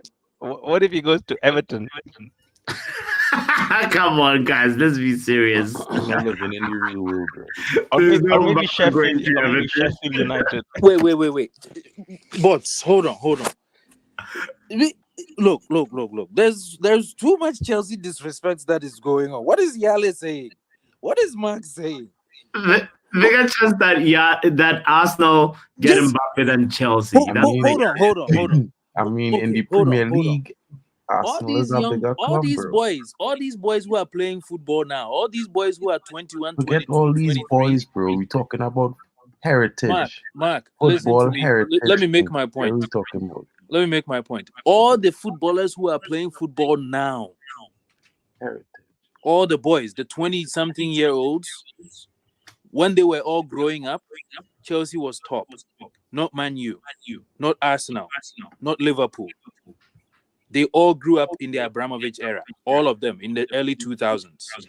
Oh, who grew up in that era? A lot of the boys who are playing now, all the 20-something-year-old boys who are playing now, they all so why do they have their idol as Ronaldo? And why not Drogba? Because why not Lampard? Because Ronaldo is an icon. Cares about Chelsea didn't I have have not icons. heard one person who says their idol was Lampard. Bro, let me make my point. Why? Let me make my point. Ronaldo is an icon. Is the only reason why he's the only EPL player to have won the Ballon d'Or. He's an icon. Why not? Ronaldo is different. I'm not talking about Ronaldo. I'm not talking about individual players. I'm talking about the whole club. I'm talking about the whole club. But circumstances. What I am saying. I'm just talking about. You cling on to Ronaldo so much, but most of his name he made at Real Madrid. Let me talk, bro. Let me talk. No. Hold on. I can let you talk. Where did you win a Ballon d'Or? His first one. Where did you win that? Who's the last player to win a Ballon d'Or in the Premier League? Where did he win a first Ballon d'Or? No one, even a meaty player, doesn't say Lampard is my GOAT. What are you all even saying? Not even a meaty player. What are you all even saying? Not even a player from Everton. Let me make my point. My idol is Lampard. In the last Lampard, you know. One person at a time, guys. All I'm saying is there's too much Chelsea disrespect. Now, because we got sold in the last 2 years and we haven't been at the top, and because Arsenal has just competed for the league for 2 years, now all of a sudden Chelsea is nothing. Meanwhile, you none of you have won anything since Pep came around. None of you, not Man U, even Liverpool that people brag with so much, bro. Even Liverpool club that people brag with so much, he's won as much at Chelsea as when we were winning things, where were you? When we were winning things, where were you? You were about to be sold for £1. So don't forget your history and where you came from, okay? So if you're not ashamed, mute yourself now. I am not ashamed to say that Chelsea's success started in 2004. I am not ashamed to say that. Yeah, it came back to you now. So hold it. I am not ashamed Don't complain to say over here. Why is everyone talking down on Chelsea? Because they deserve it. Are you done? Can I make my point? No, you cannot. because you're making a redundant point. Can I finish? Never mind. All I'm Go saying ahead is, and finish your point, and then Ronald will rebut it. Like attacking the point before it lands, it yeah. doesn't make sense. Go ahead. All I'm saying is, Finish your point. all I'm saying is, we went through a very difficult period. Our owner got kicked out of the country. The club got taken away from him. We got sold. We've been through a transitionary period for 2 years. And just because of that, all of a sudden people think we're like this terrible team that doesn't know what they are doing. We've never played football before. Meanwhile, just 3 years ago, we won the Champions League. Just 3 years ago. Right? Like, just this season, even though it's been a terrible season for us, we've been to a Carabao Cup final, we've been to an FA Cup semi-final. So all of a sudden, like, this whole notion that Arsenal is this and Arsenal is that and all these teams are... Arsenal hasn't won anything. They haven't. Neither have... When was the last time Klopp won something? I don't remember. Bro, Mark, bro, before you go, I have to go. So all I'm saying is, Mark, Ronald has been waiting patiently for Poch to finish. Let Ronald go, and then you can. All I am saying is, we are down, we are not up, and like Mourinho said, respect. That's all. Thank you very much. Ronald, go ahead. But the same people who talk about respect right now don't give respect to us, don't pay us homage either. Because we're not been winning anything either, right? So the cycle goes on. You have to hold the disrespect. We hold it as well every time when it happens. Why would I remember something that you won 3 years ago when last season you were around them like 11th and 12th? Yeah. Like, make it make sense. I'm not talking about the fact, because when you're talking about like, oh, this, that, and the other, this player, that player, Ronaldo, bro, we made those guys. We got Ronaldo here. But I wasn't talking about Ronaldo as well. I wasn't talking about Ronaldo. You brought Ronaldo in. I was not talking. Let Ronald finish. I was just correcting. I was just correcting a fact. I did not bring Ronaldo into the. I don't get stressed with someone interrupting me. It's okay. It's a conversation at the end of the day for the stream, right? For people. But at the end of the day, no one tells me why do I not hear Poch? Just educate me, because I know I went back and forth with you last time about Nicholas Jackson. Look how that turned out, right? Yeah. But we'll see at the end of the season how that turns out pretty well. However, wait, what did you want to know about Nicholas Jackson? What's the question? No, I already told you. If you don't remember, we already had a discussion about Nicholas Jackson last stream when you were here. Yeah. But what I'm trying to get to is a player, right? Your club in itself, was down bad, right? Yeah. Then it came up. We're still down. Then it came up. No, then it came up. It came up. It won its glory. It actually gave a challenging time to Pep Guardiola, because you won Prem and Champions in Pep Guardiola's era. So we cannot discount that from you. But also remember, when you're gonna be down, I'm gonna hit you on the head, because that's how Premier League is. I expect the same from you as well. Yeah. Because you know it. For example, it doesn't make sense, and this is why it doesn't make sense, Ronald. But if a team has gone without winning for 5 years, if a team has gone without winning for 5-6 years, I get it. That's the reason why I'm asking about Arsenal. When was the last time Arsenal won something? Again, what you're saying, I can rebuttal to you by saying what you've won. This might now look like Leicester if in the next 5 years you win nothing. If. Exactly. So you can't tell me you're winning something right now, can you? So your if is as good as my if. But if is more realistic than yours. But you are talking about if. That's in the future. All I'm saying is right now. Lord have mercy. Are you winning the league right now? No, but right now I'm closer. Right now, I am closer. I won't give it to you. You're not hearing the point I'm trying to make. Right now, I am closer to my past glory than I How will at be in the 7th? future. Hold on. The reason why people respect Arsenal this season is because of what they did last season. Only And because what of did what you they do did last last season? season. The only reason why people predicted Arsenal were going to win the league this season is because Wait, they were hold on. second last season. Wait, Poch, hold on. Are you Do saying you because you were understand? 11th last season you and now no, you're no. 7th, I should respect you? Let me make my point. I'm not. Listen to me. The reason why. Poch, you're on mute. Go on. The reason why Arsenal are respected this season is just because of what they did last season. Just that, right? People are basing Arsenal's past performance and saying, no, he's not. People are right. So all I'm trying to say Why is that should I respect you right now? Tell me that. Yeah. Can we move the topic on now? Because you just keep going back and forth, bro. Because that when no sense. because when Okay. the One second, the Poch. new Wait, you're one second. asking me One why second. you One should second. respect Poch. me right now. Poch. Let Quickly me switch it answer up the question and argue with Mark and go back and forth. Then he will have no problem. Please, Mark, continue, my brother. No, can I answer your question? Ronald, it's Ronald, fine. listen, Answer listen, his right? question, and then Mark First can and chime in. foremost, So Ronald, you asked me why you Bots. asked me why you should respect me right now. Right now, as we speak this year.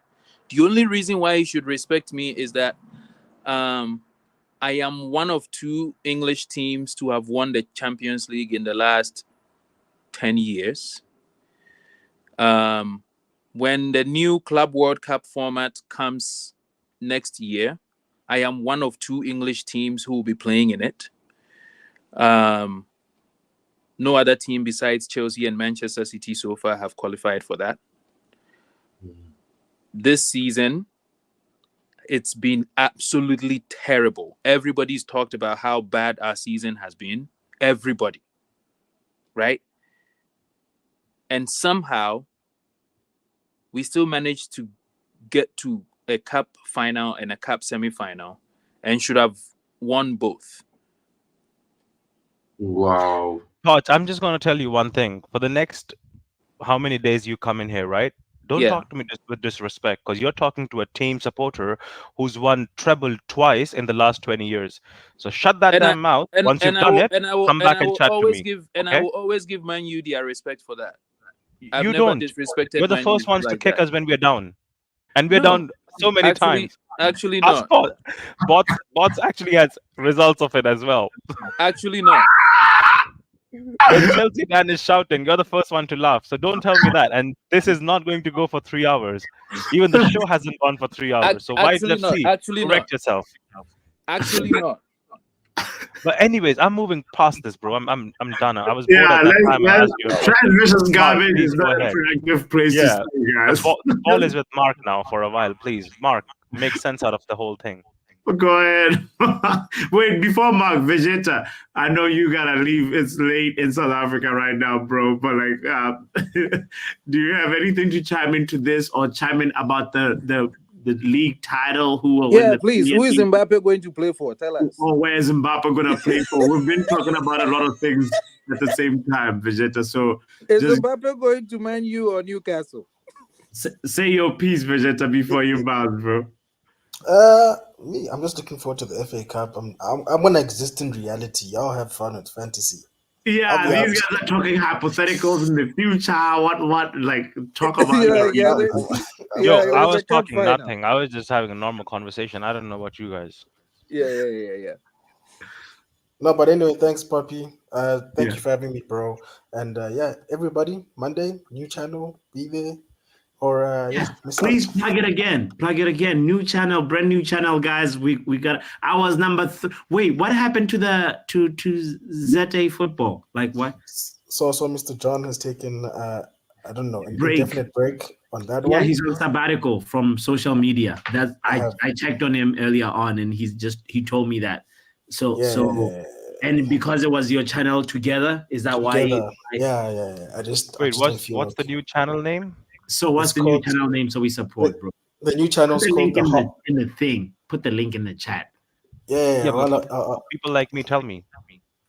It's called The Halftime with Vegeta Summer.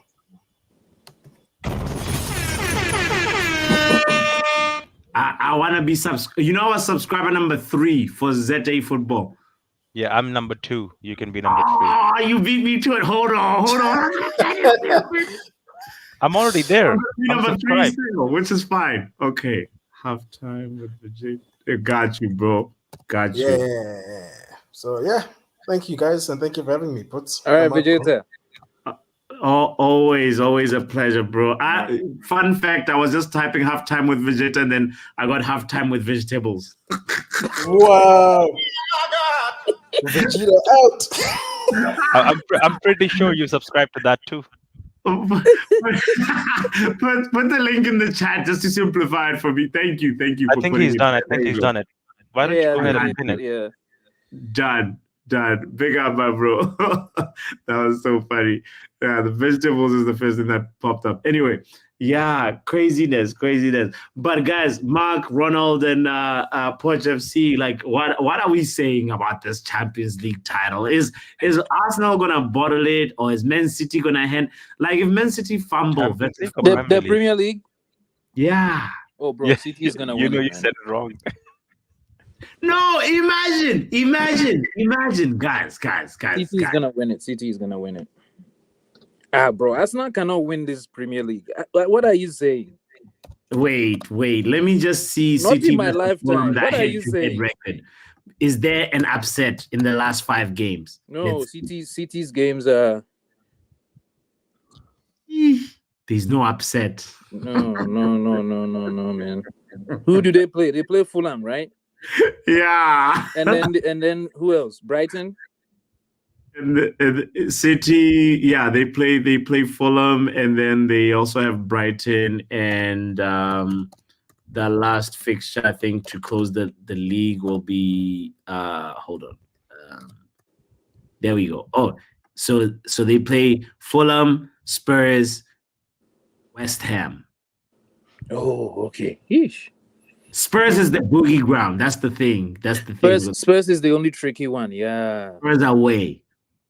No, but you have to think about it. Like, it is not actually. You guys are not deeping it. It is not a tricky or a boogie ground for them. Trust me. They hardly ever win there. Spurs would be happy to give it away because they wouldn't want Arsenal to win it. Yeah, but Spurs are also trying to fight for something. Like, they're not completely. Because if they actually keep losing, for their fans, they could drop out of Europe who have completely. actually heard them, Poch, for the fans who have actually heard them, they are happy to give away the 4th spot or the 5th spot just for Arsenal to not win. Bro, we're not talking 4th or 5th. Do you know how much of a threat? Like, Spurs could literally finish 7th or 8th, like equally finish 7th or 8th this season. I don't think Spurs would actually be a tough match. I think it is going to be very easy. For City? Yeah, for City. Yeah. Against Spurs, it's going to be a very easy match. I think you're right, but with Ange and his high line, that's definitely true. But yeah, I think it's going to be a bogey.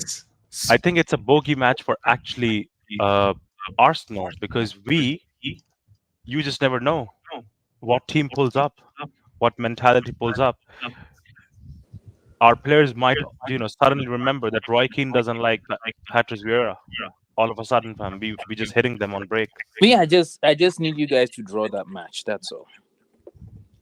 Bro, we can win it as well. Best believe. I would be so happy. This season for me, they still saving grace for this season for me, guys. If Arsenal gets one draw, that's it.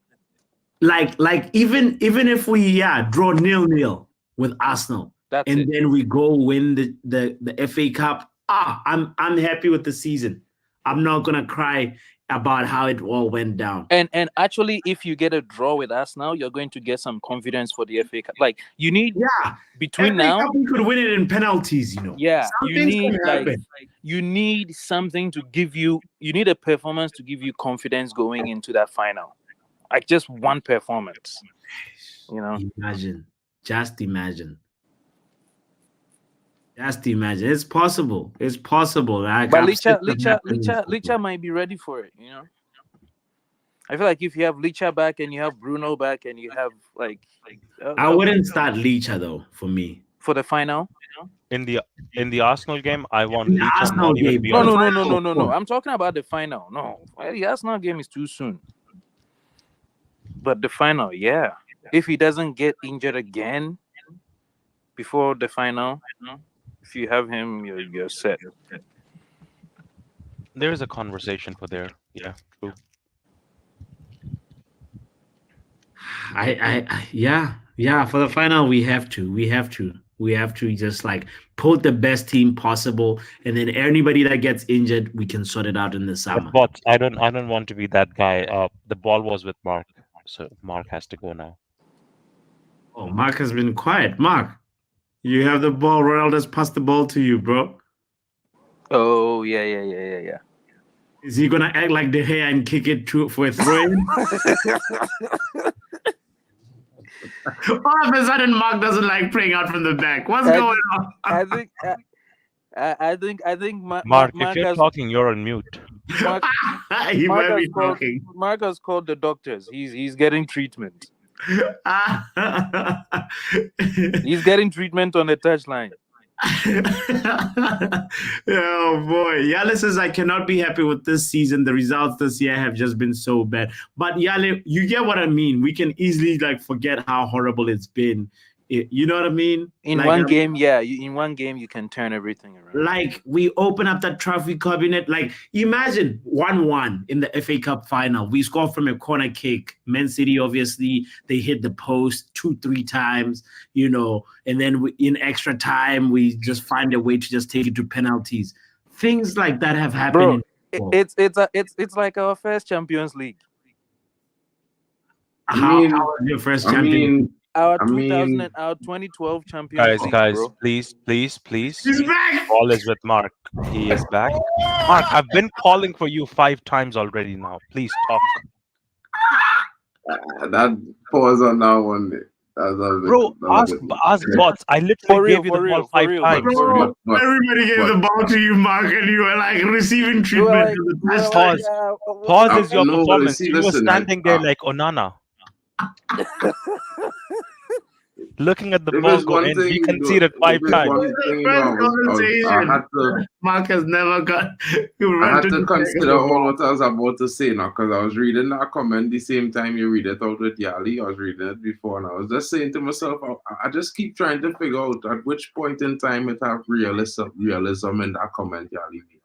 I mean, of course you're not going to be happy with this season, but that's normal. Like, man, like how many football teams? Look at Arsenal. You all talk about Arsenal last season. November, there was Arteta out.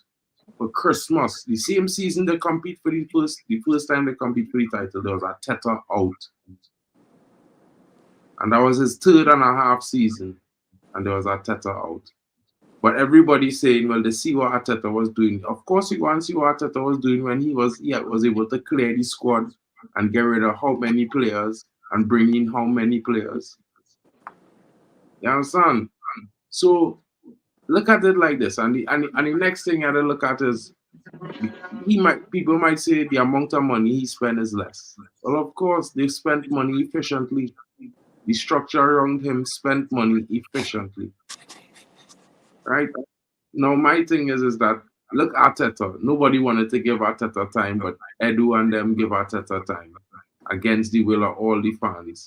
And look at them now. Look at Arsenal fans this season and last season. The end of last season and this whole season. They're happy. They're happier than anybody else. Of course, we want to spoke in their wheel on Sunday because we've been doing that with teams that come to us in the title charge every time this season, barring City.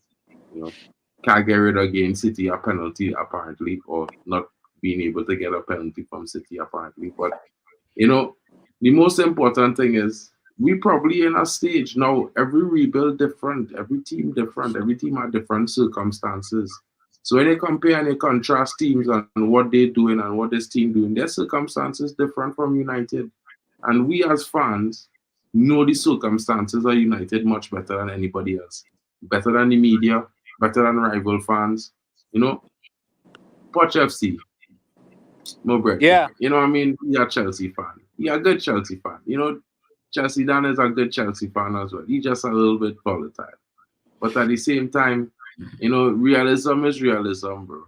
And as much as I know, I don't mean no disrespect by saying you don't have the pull to get Kylian Mbappe, but I just being realistic. You know, as much as United not doing well, a lot of people, new school fans, will think that a player wouldn't come to United because United not doing well. That thought is almost as insane as saying a new athlete not go and sign for Nike or Adidas if they offer them sponsorship over Puma. That's mad. You know what I mean? It's like insane. So realistically, we gotta look at it as football is always based on heritage. Arsenal in the Premier League have a good football heritage. They mightn't have it in Europe. Chelsea, you might have more in Europe. So the international footballers, South America, and then they go appeal to Chelsea because I'm from South America, I can tell you. You know what I mean? But United, bro, so big that any player would want to go to United because they know instantly they go and have the whole world looking at them. It's just down to mentality and like you say, you had your bad 2 seasons last season. You had your bad 2 seasons and you're looking to go on the up. It could be the same for United after next season. It's just that in contrast to all of those teams, we spent a decade mismanaging funds, you know, overpaying players, not focusing on a proper rebuild, you know, with any of those managers. And while Chelsea was successful with changing managers repeatedly, that success might not go on to other teams. Look at how many other teams change managers regularly and look where they are. Look at Watford, look at Wolves. You know, some of those teams struggling, they might go good for a few months and then they're going down and change manager again. Now, we mightn't be doing it every season, but the 2-season cycle, it really ain't working out for United. When you're done, Mark, just kindly pass the ball to me. I wanna actually. Yeah, passing the ball there. That was it. Okay, all right. Let me test it and give it to Professor Omo Solo and say, Lucky has a very, very interesting take in the chat, by the way. Like he said, the Premier League in general is weaker this season than last season. Omo. Nah, not really. I don't know, but no. Before Ronald, before Mark, Professor, please. What is your take on Lucky? Is he even here? I could. Oh, he's here. No. Why? It's not competitive this year. Because last year, you know, like, oh, you're beating this team. It's easy. You know what team are losing, but this time you don't even know what team is losing, what team is winning. I think this is the season with the less draw this year. And like, there's less draw this year. It's either win or lose. It's so competitive this year. 100%. Last season, the winner had to claim 89 points. That's because it wasn't competitive. This season, I'm not looking at that. I'm just looking at look at the top 3 teams. When did Liverpool fall off? Liverpool fall off for the last 2 games. Before the last 2 games, I think that game week they were all tied. I believe they were all tied.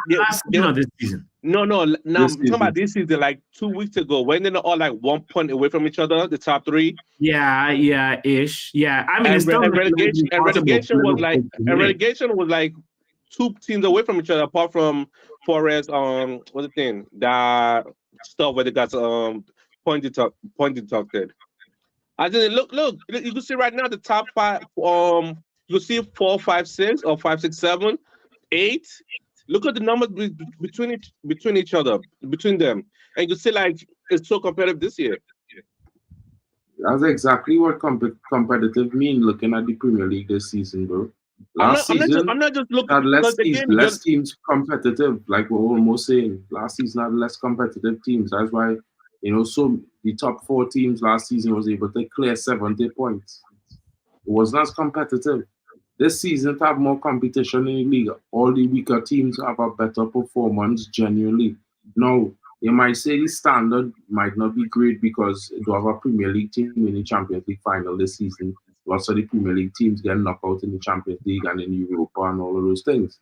But maybe it's because of how intense the Premier League was. All the teams were so focused trying to maintain their position in the league that Europe kind of suffered this season. It just happened. I mean, another thing you could add into context with the Premier League is that we had a lot. Generally, the Premier League had a lot of injuries this season with the extra time they've been adding to games. Other leagues don't have that. So, because they're smart. You understand? So that's another factor will probably cost a lot of Premier League teams this season, and in Europe, the extra time, 10 minutes after 90 minutes every single game, killing the league. But nothing beats 18 and 19, guys. Look at this. 98, 97. And then number 3 and number 4 is 71 and 72. And 70 is 5th. Like, what in the top, like the top 2 and the top 4 race was so much more fun, I think. Why? Because the scores were so big? No, because look at the difference in points. It's like it was such a very, very tight difference in terms of points for like who Arsenal could have easily ended up 3rd if they managed to just get a little less, like they went up to 10 losses.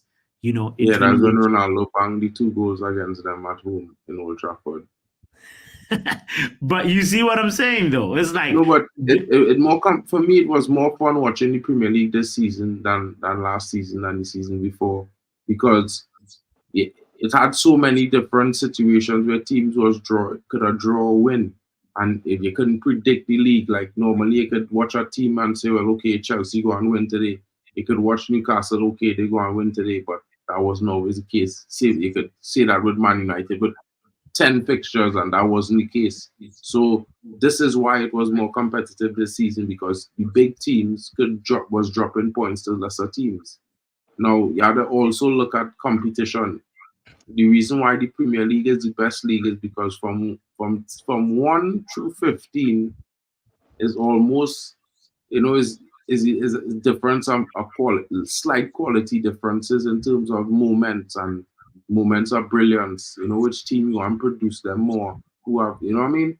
Because if you look at La Liga and you look at the French league and you look at, Bundesliga, can you pull up after you reach 10th place, the rest of teams is bottom feeders.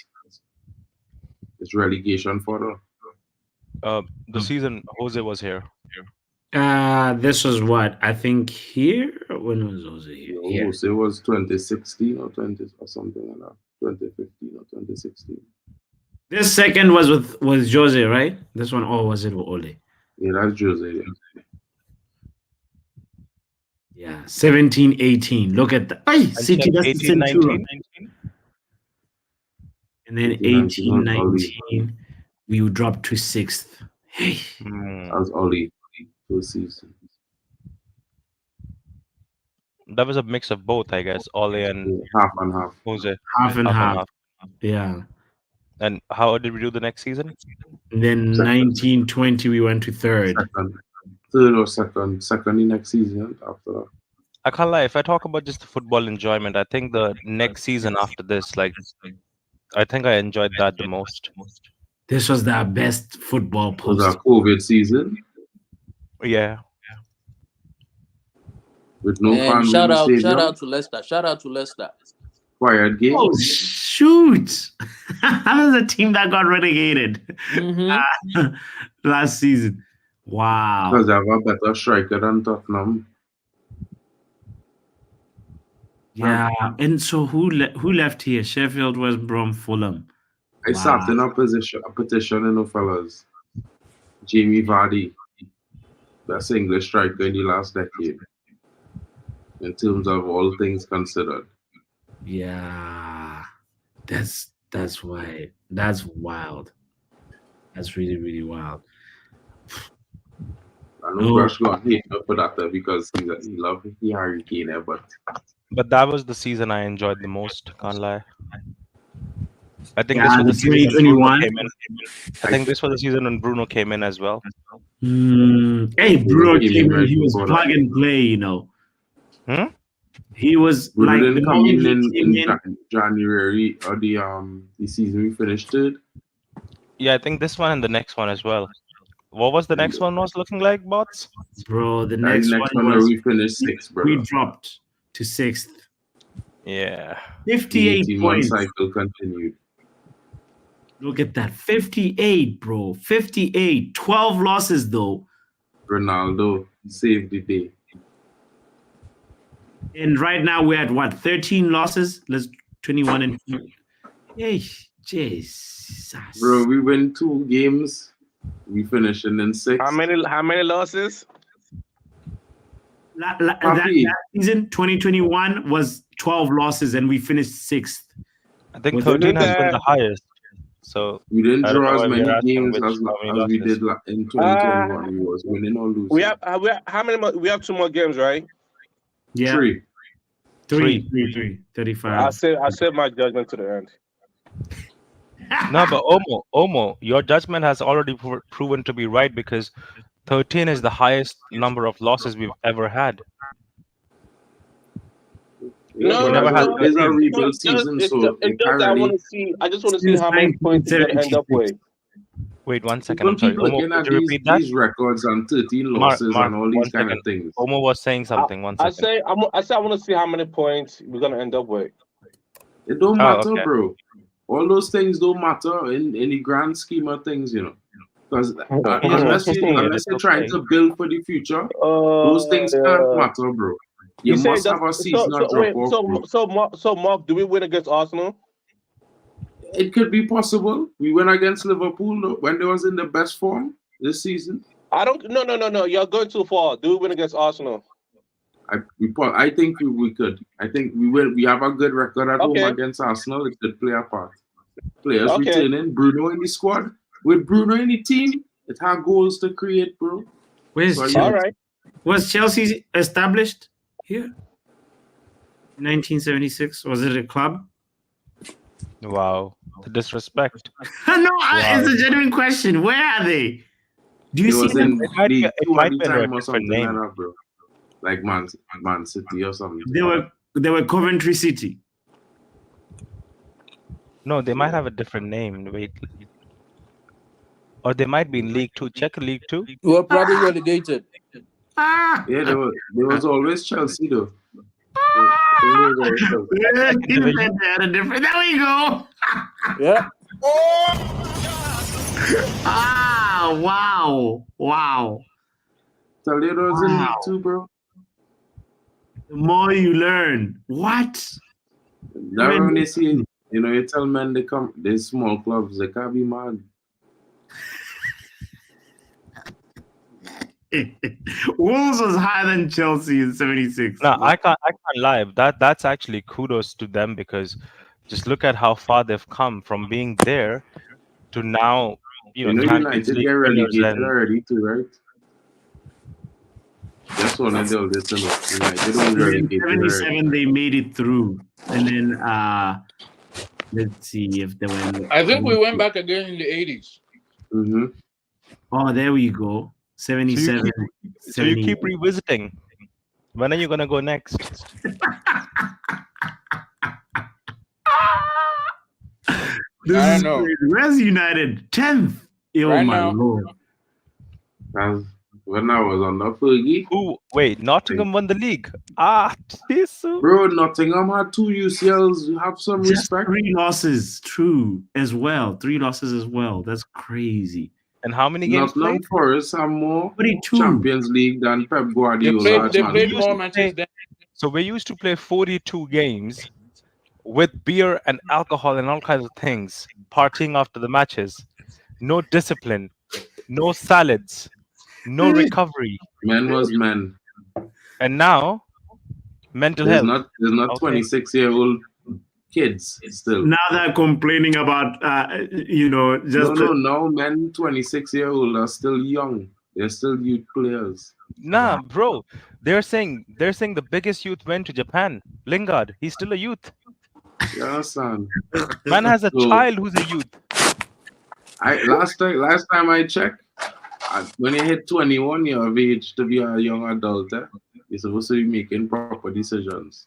So all this revision Yeah, is and my these players can't even make decisions decisions to pass the ball. 24 and 25, 26. I know back in the day when you hit 25, 26, you're supposed to be in your prime as a player, well experienced and being able to execute. Now all this stuff like gimmick. What's quick question that I have and all of the audience has? What all games are you gonna cover in Hadelong? When you mean like in the last two? You mean This like weekend now? Yo, this weekend is a little crazy because I'm actually gonna be doing some work stuff, bro. Which is the Arsenal game. I might not even be able to do all of it. I might ask, like, you can mend them to hold on the second half because I can do the first half, of the Arsenal game. It's gonna be a little. I might feature on Claude Gunner channel and carry some hate for the United fans across there. Yeah, we'll see. Because hey, man, it's a little crazy. But look, I'm trying to find when we won the league next. In 82, the 80s. I guess. 82? You think? Mm-hmm. No, it was Liverpool then. Oh my goodness. When did we next win the league? Wait, I think it was after 85s or something. I guess. Liverpool again. Man, these guys were check from 87 onwards or 90s. From 87 is when Fergie started to win things. 84 Everton. What? Okay, we're about to get to 85. Where Liverpool come from Everton now? Yeah, Liverpool, Everton, bro. They were competing back and forth. Like, what in the madness? So what about 86? Everton again. Liverpool second. What? And then 80. Yeah, Everton was the big sister to Liverpool, This Merseyside. That is why I said that is why I was saying Mbappe to Everton is a possibility. You guys did not listen to me. Yeah, you are not joking, Ronald. Look, so bang up in. Bro, why do you think they have that Merseyside derby? This is because they have it. The derby is just not because of that. It's because there's history. So 88 is when Arsenal got a piece as well. 88. So what about 89? 89. So you know all those years. You see where Fergie finishing all those years, eh? Once you see it. Bro, I can't even see Fergie right now. Where's Fergie?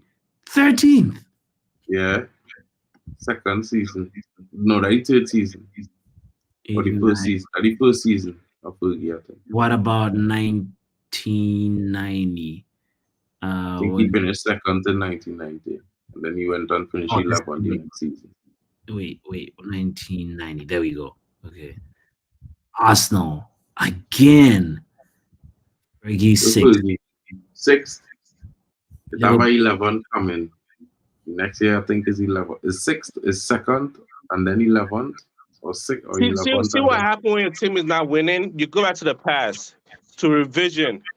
To look at the good times.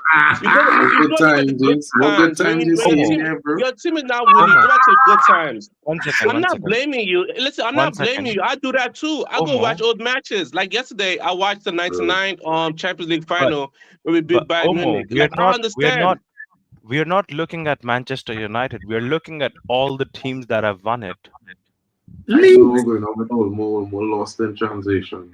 What about 92? Let's go to 1992. Because we mentioned Manchester United. No. What I'm talking about is y'all looking into the past is what I'm saying. Not about Manchester United. How do I look at 2030? That hasn't happened yet. We finished. Bro, that's the future. I said past. Again. 92, we won it. It's fine. Omo, you don't understand. 93. You don't get it, bro. It's fine. As in 93 is 92, 93. Yeah, let's say the 2 years, Papi, because it's really 2 years. It's connected. If only we could turn back the clock. So we couldn't handle Fergie, bro. Papi, that's a fun conversation. Why if you turn back the clock to when Fergie last won the Champions League? When Fergie last won the EPL, what would you have done differently at that particular time? He was going to retire. Not allow him to instate Moyes as a coach. No.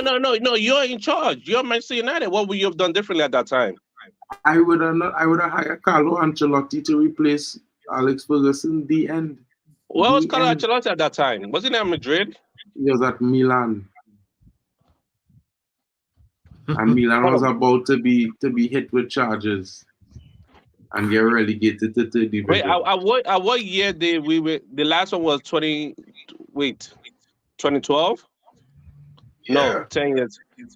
No, when we last won the league. 2012. Oh, so my math was right. He was at PSG. That season is when he went the first season at PSG, so we could have get him. He was on the market. I remember it clear as day. He was at Liverpool. He went from Chelsea to PSG at the time. Exactly. So we could have get him, and instead he chose Moyes. The club was like the moment a manager has a say on what happens after him. That was different, bro. Where was Jose? Jose was at Madrid. And if it wasn't for Rijkaard, Pep would have never get his job either. So you can't really say it like that. No, it was Johan Cruyff that gave Pep the job. Rijkaard. Anyway, let me know about Johan Cruyff. Johan Cruyff gave Pep the job. Oh, Pep was a sabbatical at the time. Johan Cruyff gave Pep the job. They just leave it. Yeah. Yeah, Pep was in sabbatical at the time. At 2012, he had no job at the time because he was coaching in Barca B team, bro. No, he wasn't coaching Barca B team. I'm saying when Fergie won the last league title, Pep had no job. He was a free agent, bro. Pep. Anyway, never mind. You know best. I'm not. You're not listening to me. You're not listening to what I'm telling you, bro. Okay, what are you saying? Coaching at Barca B. He started coaching there, and he was there all the time. When's that? Ferguson won his last champion. Oh, he was the last Premier League. What was Pep doing? About Ferguson, bro. Forget Ferguson for a second. No. Again, you're not listening. Okay, you got it, man. I try to make it simple for you, old Mark. What he's saying is, in 2012, Pep was unemployed. What you're saying is, in 2012, Pep was not unemployed. He was Barcelona's B team coach. Okay. Hear me out now. Hear me out what I'm saying before you try to translate the wrong thing. What I'm trying to say is this, right? Answer whether or not he was on sabbatical or not, right? A sabbatical is a break, bro. Doesn't mean you're unemployed, right? Just let me clarify the definition of the word one time, right? 2, right? What I'm saying is that he started his career at Barca B, right? So he was always part of the Barca project. You are right. You are right. So what I'm saying is this: so whether he went on a break or not, he was already in line, and men like Frank Rijkaard was already highly speaking about Pep to the higher ups in Barca at the time, right? So what basically trying to say, it was already lined up like a runway for a plane to take off, plane to coach Barca. So you're right.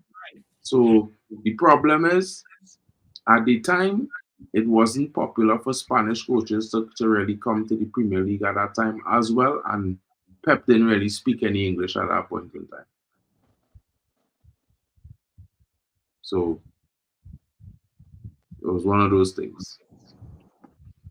I don't know who, but both of you was wrong. So I don't know. I don't care.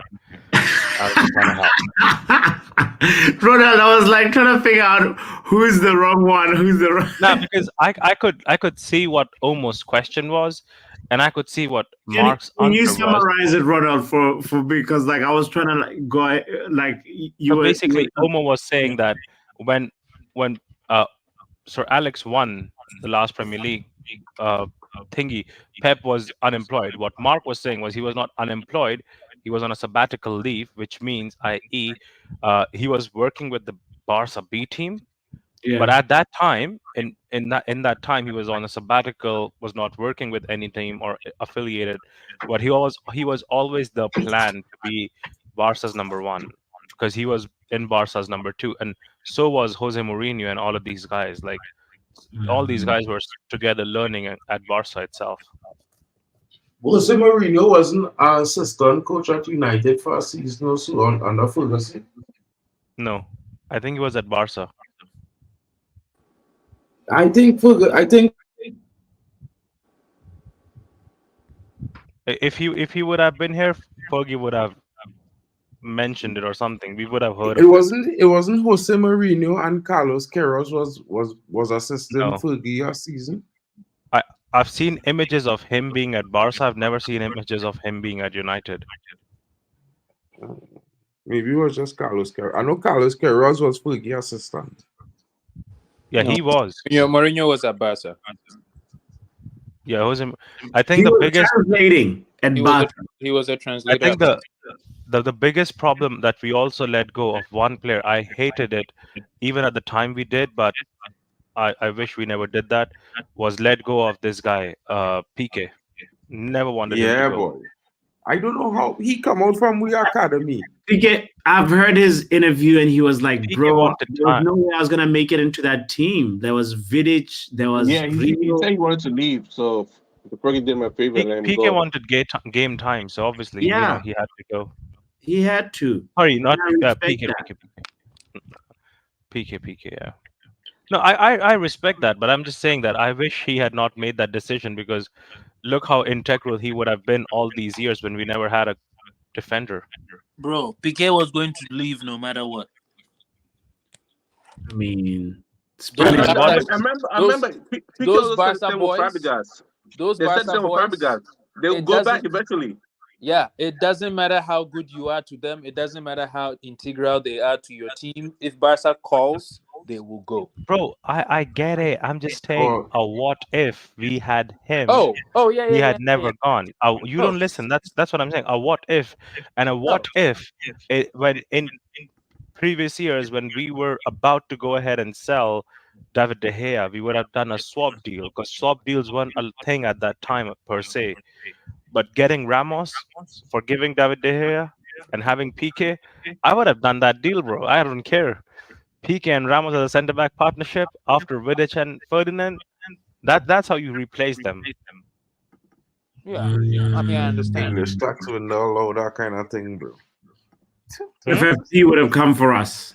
No, Nah, FFP, not really. English tax. It didn't even exist at that time. That's FFP? But FFP Man U didn't was exist. also like even I don't know the way PK played. Man U was not even playing that way at the time.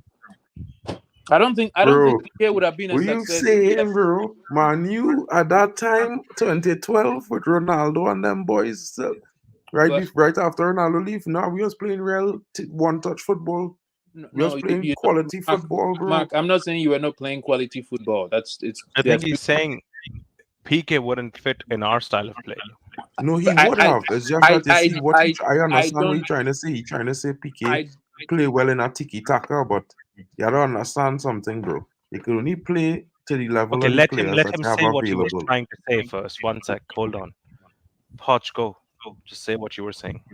I don't know what PK would have been at Man U. All I know is that the way PK became known as, like even at Barca, he was not the best defender. Puyol was a much better defender than him. PK was much better with the ball at his feet. And he worked very well in that Barca system. Yeah, right? So PK would have worked well with Ramos. People work well in Man United. We don't know. All I'm saying is, at the time, that Barca team was playing football that had not been played by any team in that generation. Wait, we do know. 1 second, hold on. We do know it would have worked. Bots, can you check for me real quick? The team, the Spanish team that won the World Cup, did they have Piqué and Ramos as the centre back partnership, or was Piqué Carlos Puyol involved? The World Cup team, it probably might have been Piqué. I think it was Puyol. They won it in 2010, right? 2010, yeah. It was Puyol. Oh, look at the starting lineup right here. Okay. So we had, oh boy. Pretty much like it was. Well, Barca back line, bro. Oh no, not the women's lineup. Hold on. Why are they giving me the women's? You know, Google be giving you all kinds of stuff. You're like, are you sure you don't want the women's lineup? They won it versus the Netherlands, right? That's the final. That was the final. And it had Ramos, Piqué, Puyol, Capdevila. See? Yeah. Busquets, Alonso, Xavi, Iniesta, Pedro, and David Villa up front. Who was playing right back? It was probably, I'd say Capdevila. Let's see. We don't hold on. It'll probably be Puyol. Puyol was playing centre back with Puyol was maybe left center back with PK. Ramos was playing, I think, was left back or right back. Yeah, it might be either Puyol or Ramos right back. I'm pretty sure Puyol plays centre back for Spain. I know Puyol started as a right back too, so that's why I'm guessing. But not for Spain. I saw him in real life. Not for Spain. For Spain, he always plays centre back. Yeah. I know he play right back at Boston. Yeah, that one is tough to determine what position he is. Yeah. We're on the Google thing. But who remember Pablo Aimar, boy? All I'm saying is, that Barca team was unique, and the football they played, there are a lot of players from that team who were really, really good in that team who may not have been very good in other teams. You know who's that midfielder I always wanted at United? Pablo Aimar, bro. That Turkish midfielder was a monster. Yeah. Ridiculous fella on the ball, bro. And I mean, imagine if leave Aimar alone. Imagine if Ronaldinho had worked out. That would have been another thing. I don't know why men so hyped for Ferdinand, but so. Come on, he's one of the best players to ever kick the ball. I'll just say it like this, right? In my opinion. How can you say Antony dos Santos is amazing and then shit on Ronaldinho's name? Bro. I'm not shitting on Ronaldinho, bro. I just say in my opinion at the time. Listen now, bro. You don't listen. The blasphemy, right? My player at the time for Brazil was Kaká. I think Kaká was better in terms of efficiency at the time and everything. Sure, Ronaldinho was a real amazing dribbler, but I see Kaká do things, bro, I never see other players do, bro. Yeah, I mean, fair enough. But that doesn't mean that you would take it away from Ronaldinho, bro. Come on. I never take nothing away what from kind Ronaldinho, of sorcery bro. is that? I just said I don't know why. As I say, I don't rate him like men. Kaká over Ronaldinho. That's just Mark. Yes, I would, bro. Because, bro, in the under-17 World Cup for Brazil, Kaká was captain and Ronaldinho was the senior player under him. Even at a World Cup, a senior World Cup, Kaká was captain over Ronaldinho. Yeah. We're in the number 10. Change the game for Ronaldinho you. was rarely ever like captain material. That guy was All I saying is just remember AC Milan en route to Champions League with Kaká and the goals he scored, bro. He could be one of the best dribblers in the game, but that season when AC Milan did meet Ronaldinho at Barca, they destroyed them. Vibes says I'd pick Neymar over Dino. This is why I'm saying I don't know why men like dribble, men don't like efficiency, bro. That's why men has picked Messi over Ronaldo. The most complete footballer ever existed was Cristiano Ronaldo, bro. Complete. After Pelé, it could only be he. Bro, Ronaldinho could do stuff that only bro. Come on, Mark. No, you never see Romario, bro. Champion, you have to never see Romario. Nah, I'll be honest with you. There are a few things that Romario did in his time. Maradona did in his time, but those were not actually. No. Hold on. Relax yourself. Nielsen was better than Ronaldinho. There are things that these guys did. I may never see the Nielsen. Mark, hold your horses. Are you comparing the Nielsen to Ronaldinho? Right. Hold on. All of these guys did things. All of these guys did things, but the one to make them famous was Ronaldinho. Neymar wouldn't be doing what he did if he had not seen videos of Ronaldinho. If you can't appreciate that, Don't try and shit on it either. Don't tell me Romario was so amazing. How many skills of Romario have you seen? AC Milan Ronaldinho and made his opinion from that. Plenty of the skills Ronaldinho doing it that other men do it before. How man, like one many skills have you seen of Romario?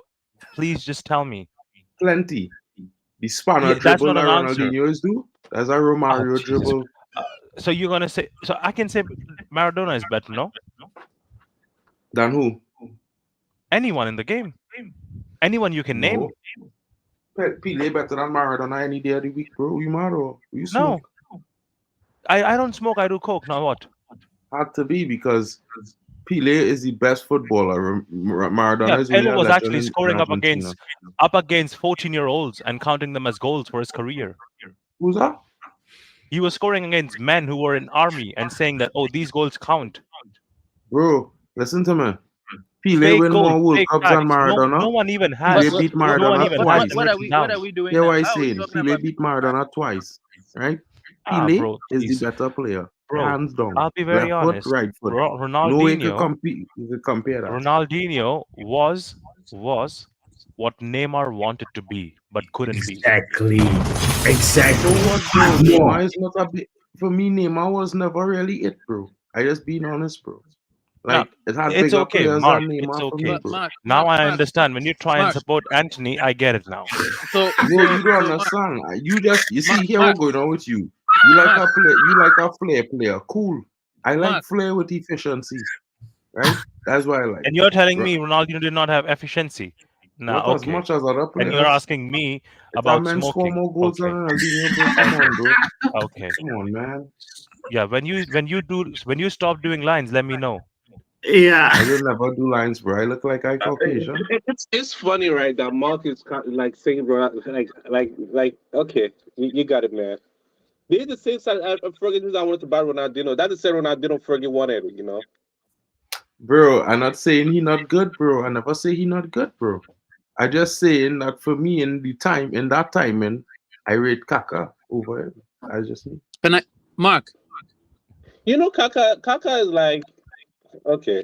Yeah, in regards to Kaka, I would say in them times Zidane was better than Kaka. Now what? In them times Zidane was better than Kaka, losing to him. What are you talking about? Mark, can I ask you a question? Mark. So in the list of all these Brazilian greats, right?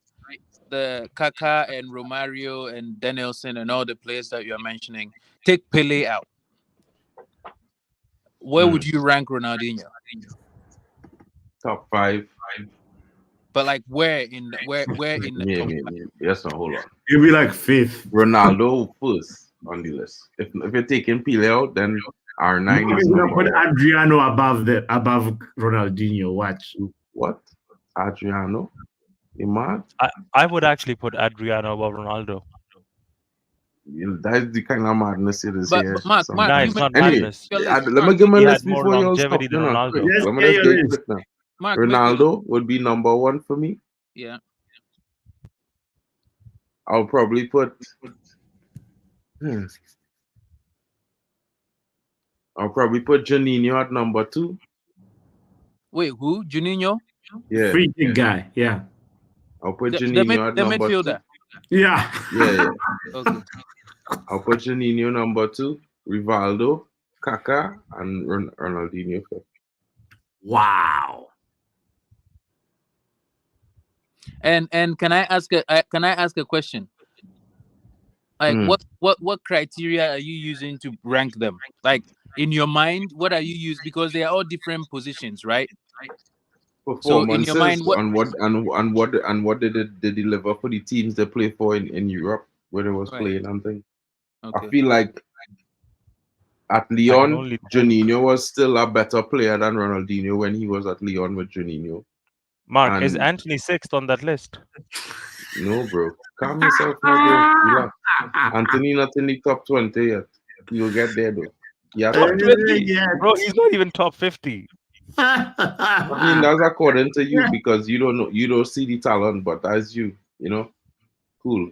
You don't need I to might not change be my the only opinion, one. bro. There's 75,000 United fans as Bro, well with me. listen, bro. If it could rate Rashford, they could surely rate Antony, bro. I don't be I don't nice. rate Rashford. I'm sorry. I don't rate Rashford. Talking to the wrong Alright. guy. You rate Olise, and Who? you rate Olise? No. Okay. All right. Well, Mark, then we could agree then. what about Bebeto? Bebeto was he was not he was before that time, bro. Bebeto was like in the 670s. No, he played with Romario. He played with Yeah, but he was older than Romario. That was before. That was Romario was the young man coming into that team with Bebeto and Zizinho and them fellas and Jairzinho. Like that is old school, bro. We was talking about if we rule out Pele, if we leave out Pele, we have to leave out all of them fellas, bro, because that is he era.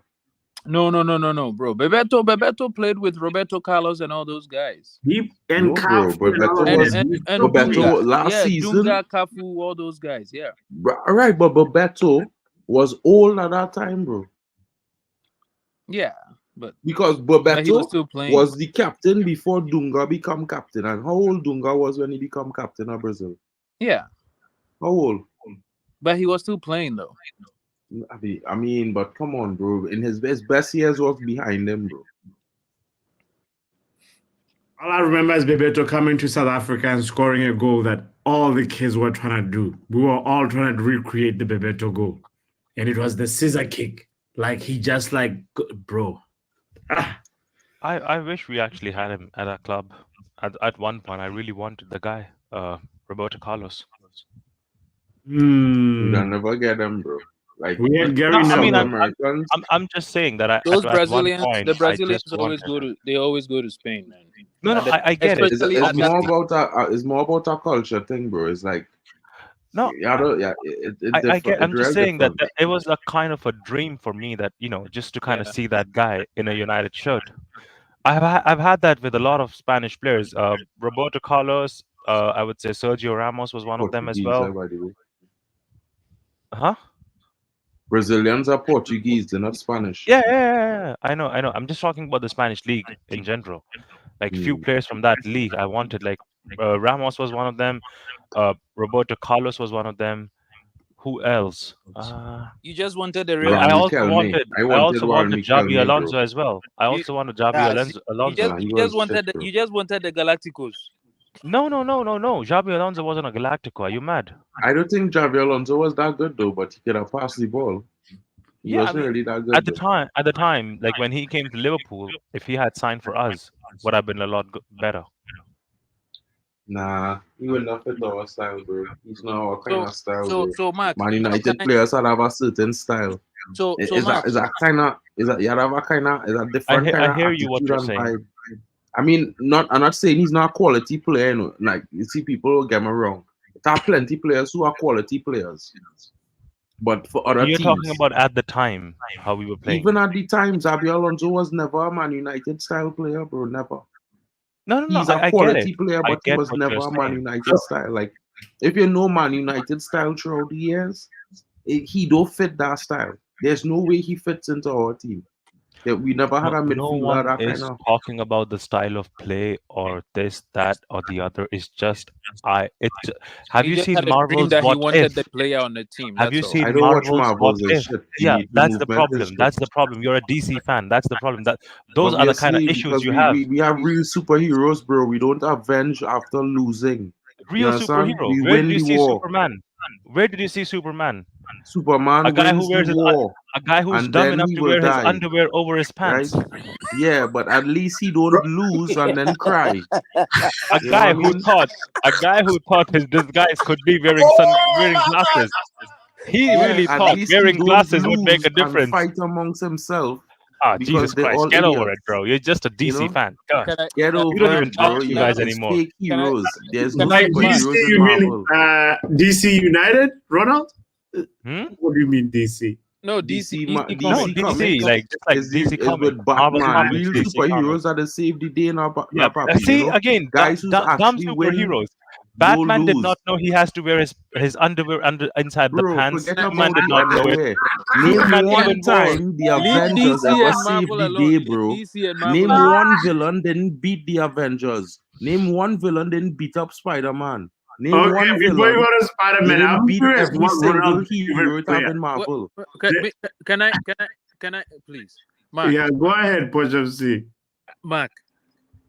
So why do you have to make why? I'm just thinking about Mark's list right now. We are all distracted. That top 5 list is mad, you know. That's the one we should be talking about. Why are people talking Why is about it mad, Spider-Man bro? and Superman? Mark, It's disgusting. Why is it mad? how do the you best have striker from Brazil. How do you have One of Juninho the ahead best, of three of the best midfielders. on that whole and list? A good alternative player.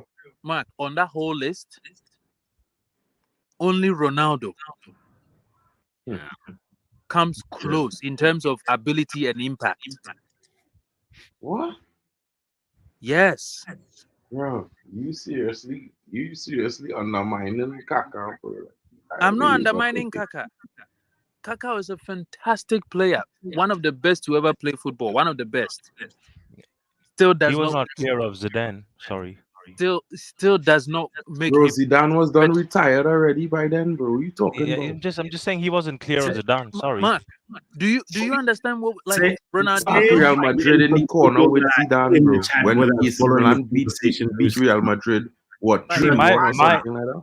Hold on, Mark. The best manager I have seen in the world, Sir Alex Ferguson, said, "Give me Zidane and 10 pieces of wood, and I will win you a Champions League." So he never said that about that was Kaká. when Hold Zidane that. was 24 and playing for that. Juventus, bro. That's not when Zidane I was don't 26 care when and, it was. and retired. How are we talking about? I'm just talking Zidane about right players. now? I'm not talking about the weather.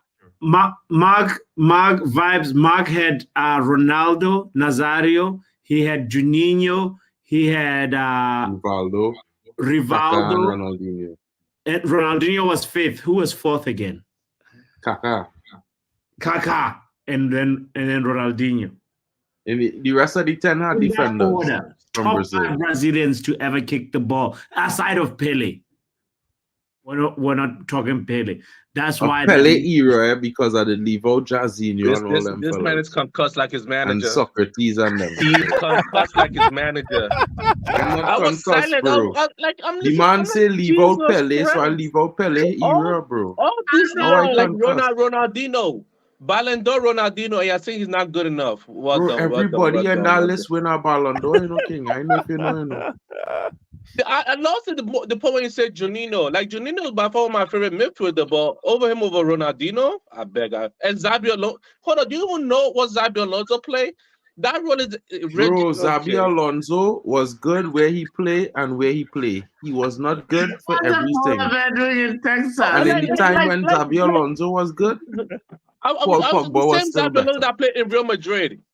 The same one that played in Liverpool. The same one that played in Bayern Munich. Better than Xabi Alonso ever could dream to be. Bro. Wait, who? Claude Makelele. I beg. Claude Makelele. Stayed off better than Xabi Alonso. Could have kicked a ball anytime. Stayed off. Again. Even Edgar Davids better than Xabi Alonso. Mark, you do not know the role Xabi Alonso played. Because you're comparing to Claude Makelele.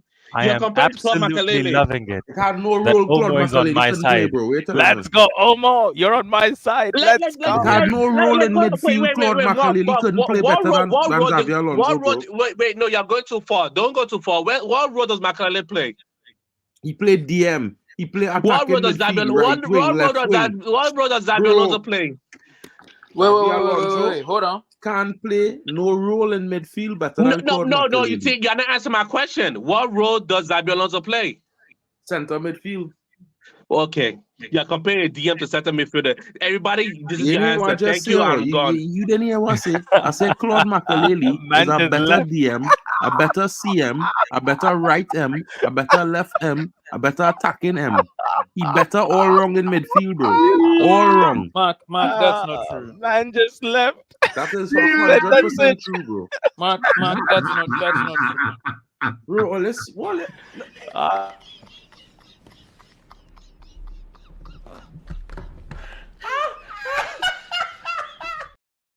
man talking about why men acting crazy. Makelele played CM, right? For Madrid, right? Left midfield for PSG. Come to play for Chelsea and play DM. and Man said was the best compare a player in the DM to team. a CM. Bro, was it Man said disrespecting I'm done and a left. real G? A real G in football, Claude McAleary, only disrespecting like that. And he had, wait now, he didn't have a twin. It wasn't two McAlearys. Nah, Bro, it's okay. even Mark, his brother Mark, it's better than, okay. even his brother You was love better than Xavier Kaká, Alonso, because and Xavier we get it. Alonso It's was fine. holding bench to his brother. Mark, I think we all on this panel, people who have left and people who are still here, we all appreciate Kaká and what he's done for the game. No one is taking that away from him. I think it's just that we all have grown up on Ronaldinho being the best. Might as I well didn't have grow been up on that, different bro, for so I you. don't know what you're Yeah, talking about. you might have making it been a seem weird like you kid grew up in since a child, different you know, the alternate one who reality, bro. just watched other leagues. Some people don't watch other leagues, you know. Oh, you don't watch Some other people, leagues then? That's what you're I trying to don't. say. Yeah, I Bro, don't. it's For not your even happiness, about I watching don't. other leagues or not. Whether or not you watched other leagues during the time of Ronaldinho, he was still the best. Yeah. Like I don't think so, bro. I don't think so. That's Get your almost opinion, comment. bro. I think everybody entitled to their opinion. You Ronaldinho's don't need to era. convince me that Ronaldinho was the best because everybody thinks so, bro. Because No, that's everybody fine. thinks something Mark, is the I'm not best. Don't trying to mean I go convince and you. agree with that, bro. Mark, I I'm have not my trying to own convince mind. you. You understand? My I'm not, own idea. Mark, You know what I I mean? can't convince you. That's why I asked you to make the list. No, but I'm just saying, like, There's for no me, convincing for him. okay, understand what I'm saying, right? For me, Ronaldinho was a left wing, first of all, right? A winger, right? And at the time, he wasn't even the best winger in the world because it had CR7, bro. So I don't know why we even talking, What? right? Wait. At the What? time, Pardon when me? Ronaldinho was playing football, he was majorly a left winger, right? Okay. At the time, So, okay, hold Mark, on. The best winger in the hold world on. was CR7, bro. No, The end. no, he wasn't. Okay. Bro, he So, was. Mark. Okay, Mark, hold on. Don't go anywhere. Okay. So here's an article. All right. Here's an article. It says ranking the top best Brazilian players ever. Okay. It says ever. All right. Mark, We didn't. Mark is not Our going to agree. stipulations was not Let me ever, go right? through. So Let me go let's through know this list, how please. applicable that is. Let me Just know go how through this applicable that is. list. That's just to show you Let how me you As pay go you attention through to that the list. context, That Ronald. wasn't playing at the time. Bro, Let me go through that list, please, That man was everyone. that list don't matter Bro, to me because that's Ronald, not in the context we was talking about, bro. Mark, let Simple. Omar first speak because he's got super chat priority, and then Ronald is gonna read that list. Omar, what were you gonna say? almost says nothing. Let me read the list now. Ronald, go ahead to Okay. the list. Then. So, best Brazilian players ever. Number 10 goes to Kaká. Number 7 is Jorginho. Okay. Number 8 is someone you all at least forgot, Socrates. Mm-hmm. Number 7 Just is mention him Zico. if you didn't hear. You need to clean your Number head. 6 is Zico. Rivaldo. Number Yes. 6 is Rivaldo. Number 5 is Romario. Number 4, going once, going twice, going thrice is Ronaldinho. Number 5 is Garrincha. Number 3 is Garrincha. Number 2 is Ronaldo, and obviously number 1 is Pele. So we Where's the eradicate value Pele. in what you were saying there? Because we just at the beginning, Poch FC eliminate the old guys in Pele era and Bro, before. So therefore, those were not in part of the you can selection for remove. me. Again, if you're not dumb enough, you can feel free to remove Pele and all of those them. Ronaldinho is still 4 That's places because above Kaká. that's their opinion, bro. That had And nothing it's to do fine. with It's anything our being dumb. opinion. Don't So if you're press not your dumb enough opinion to on us. understand that, Fine. then Hold learn. it. Get an It's okay. education, bro. You're trying It's to simple. go back and forth. Don't. No, I'm trying to let Just you know say that you it's need your to use your opinion and move intelligence on. wisely and not try to use it in a dumb fashion. Just Because if say all you could say it's dumb because some people Lord have have their mercy. opinion and Bro, I have if it's mine, your then you're opinion, not using your then just intelligence say right, it's your bro. opinion and we move on. Can we move to the next topic? Or you want to still talk about it? Because Well, we you try to run move and to the brought an next topic. article that didn't even matter. Is you I carry only on the did it after conversation, bro. Bots and Poch So FC just went back let and me forth know with how you. I just said you was going to waste time with that article, just like We you did. wasted time You on with wasted you as time well. because you just wanted to be wasting time as We usual. wasted time with your list of top 5 as well. So can we move No, on from we wasted now? time Can with we your move on with that rebuttal, now? bro. Thank you for that. Can It we was a move good on? segue. Or are you going to waste more time? Okay, Ronald, let's shift it to you. Who's your favorite footballer ever? to kick the ball, Ronald? Ever to kick the ball. Can I do like in positions? Before you do that, I want to hear what Vibes has to say about this Brazilian conversation, and then we're gonna get to you, Ronald. Nah, see, again, we're gonna waste time. No, the first one, I just want to. I'm here to defend Mark, but- by the way, for the first time. I'm here to defend Mark, by the way. Oh, okay. And that's why everyone was going mad at him, because Alonso played DM, you know. So I don't know why everyone was mad at him. Oh, for that you'll I have don't to get ask Omo to come back to the stream because he can talk to you on that. We never made that point. But it's just because I got lost in the combo. I thought I joined, but I don't know who invited Juninho. But I can't lie. I did, don't of know. course. Mark, I'm sorry. I don't know where you got that from, bro. I don't know. Where Bro, for me, Juninho Juninho get number two invited also. based on Juninho the World like- Cup performances. Hey, He's always number clutch for two. Brazil. Juninho's number 2 Hey. on Mark's list. Yeah, because I think he was always clutch for Brazil, bro. I think he created a lot for Brazil, and that is why Now, I have Vibes the name FC. now. Now, this is so wrong. Vibes FC.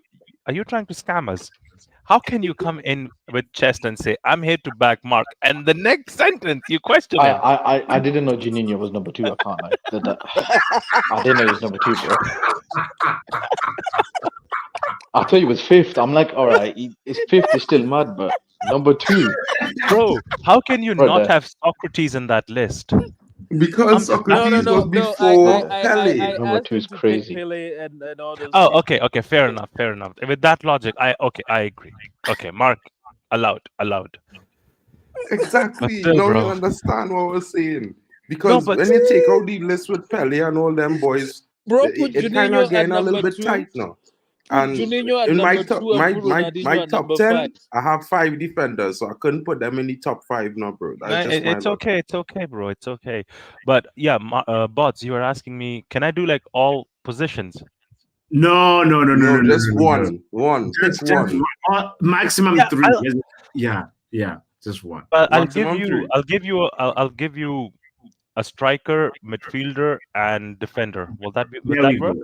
Better. Yeah, that's what I was saying. One in each position, like Okay. not like No, I thought left you were wing, gonna do striker, all right 5 wing. of us. No, Oh my are you God. mad? It's not a 24-hour stream. Let's go. Let's Let's peak. go. Okay. But all right. defender for me has to be what's this guy's name? Navarro. One of the Italian guys. The long one, the long-haired one. Bro. Bonucci. What? Bro, Materazzi. wow, man! I said long hair and you said Bonucci. Oh, long Man was hair. bald. Long hair. That's not weird. Long hair. We're not Nesta. taking a I'm just forgetting his name. Maldini. Yeah, Maldini. That guy. Midfield. Zidane, and up top. I don't know. I'm sorry. I'm just like biased towards it. Ronaldo. Nazario. Nah. No. Cristiano. Yeah, See, I'll be honest with you, boss. Even Ronaldo You might say he's the He's best not might- even the best. He's not even the you best might not Ronaldo. you might not believe me. I was actually named after Nazario. So if you see my name, right?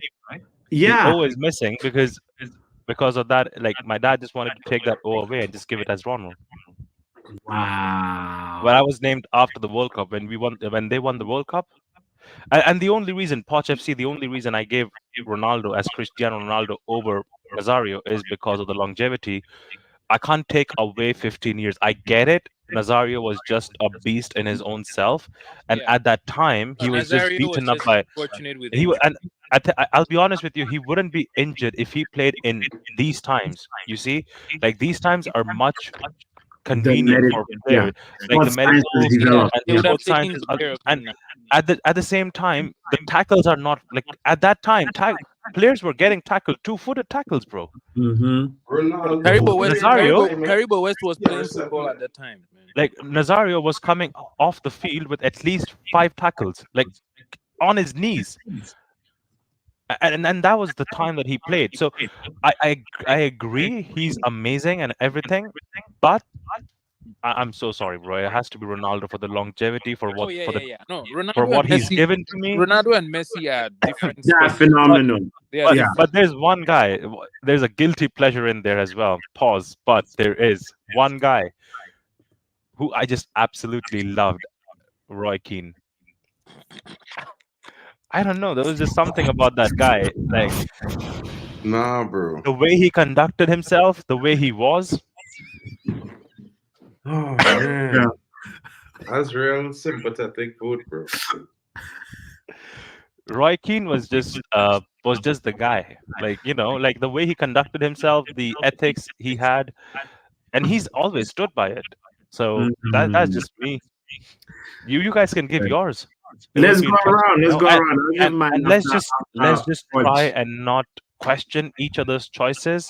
Let's just accept that each other's choices, as even in brothers. the chat. Like Yeah. Lachi has gone with Zidane, and spoiler alert, that's also one of my favorite like midfielders. But like, all right, since we let me pass the ball. Let me pass the ball. I'll pass the ball. I'll pass the ball to Poch. Oof, that's a tough one, bro. This is such a tough one. Like for every midfielder, striker, defender, midfielder, defender. We're not even doing goalkeepers or wingers. Everybody too in the chat too. Vibes. We want to know. You left the court in shambles, but we want to know those three positions. Like, who's your top defender? Defender. Hey, that's a tough one, eh? I can't overlook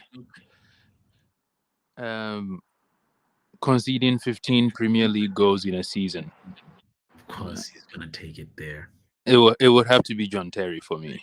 You mad, bro? Which is fine. For defenders, big up to you though. It's tough. Like I have so many. Like I'm thinking of Japstam.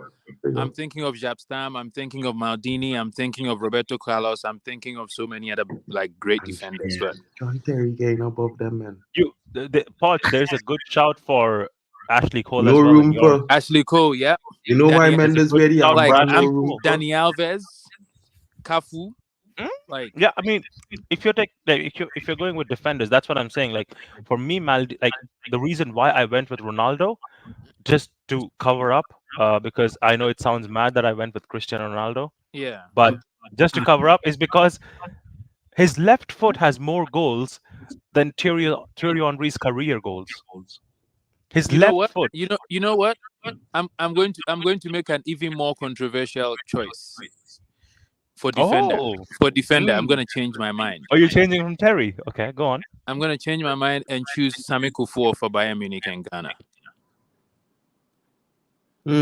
Yeah. If you Mark, do you remember him? Yeah, I would say there on that one. He could game. He's a big man. He's a big man in the business. Yeah. So one second. Vibes. I want to say to everybody. Hold on. Yeah, it's your favorite. It doesn't necessarily have to be the best. Like who you see, who you think is the best. You see your favorite. Yes.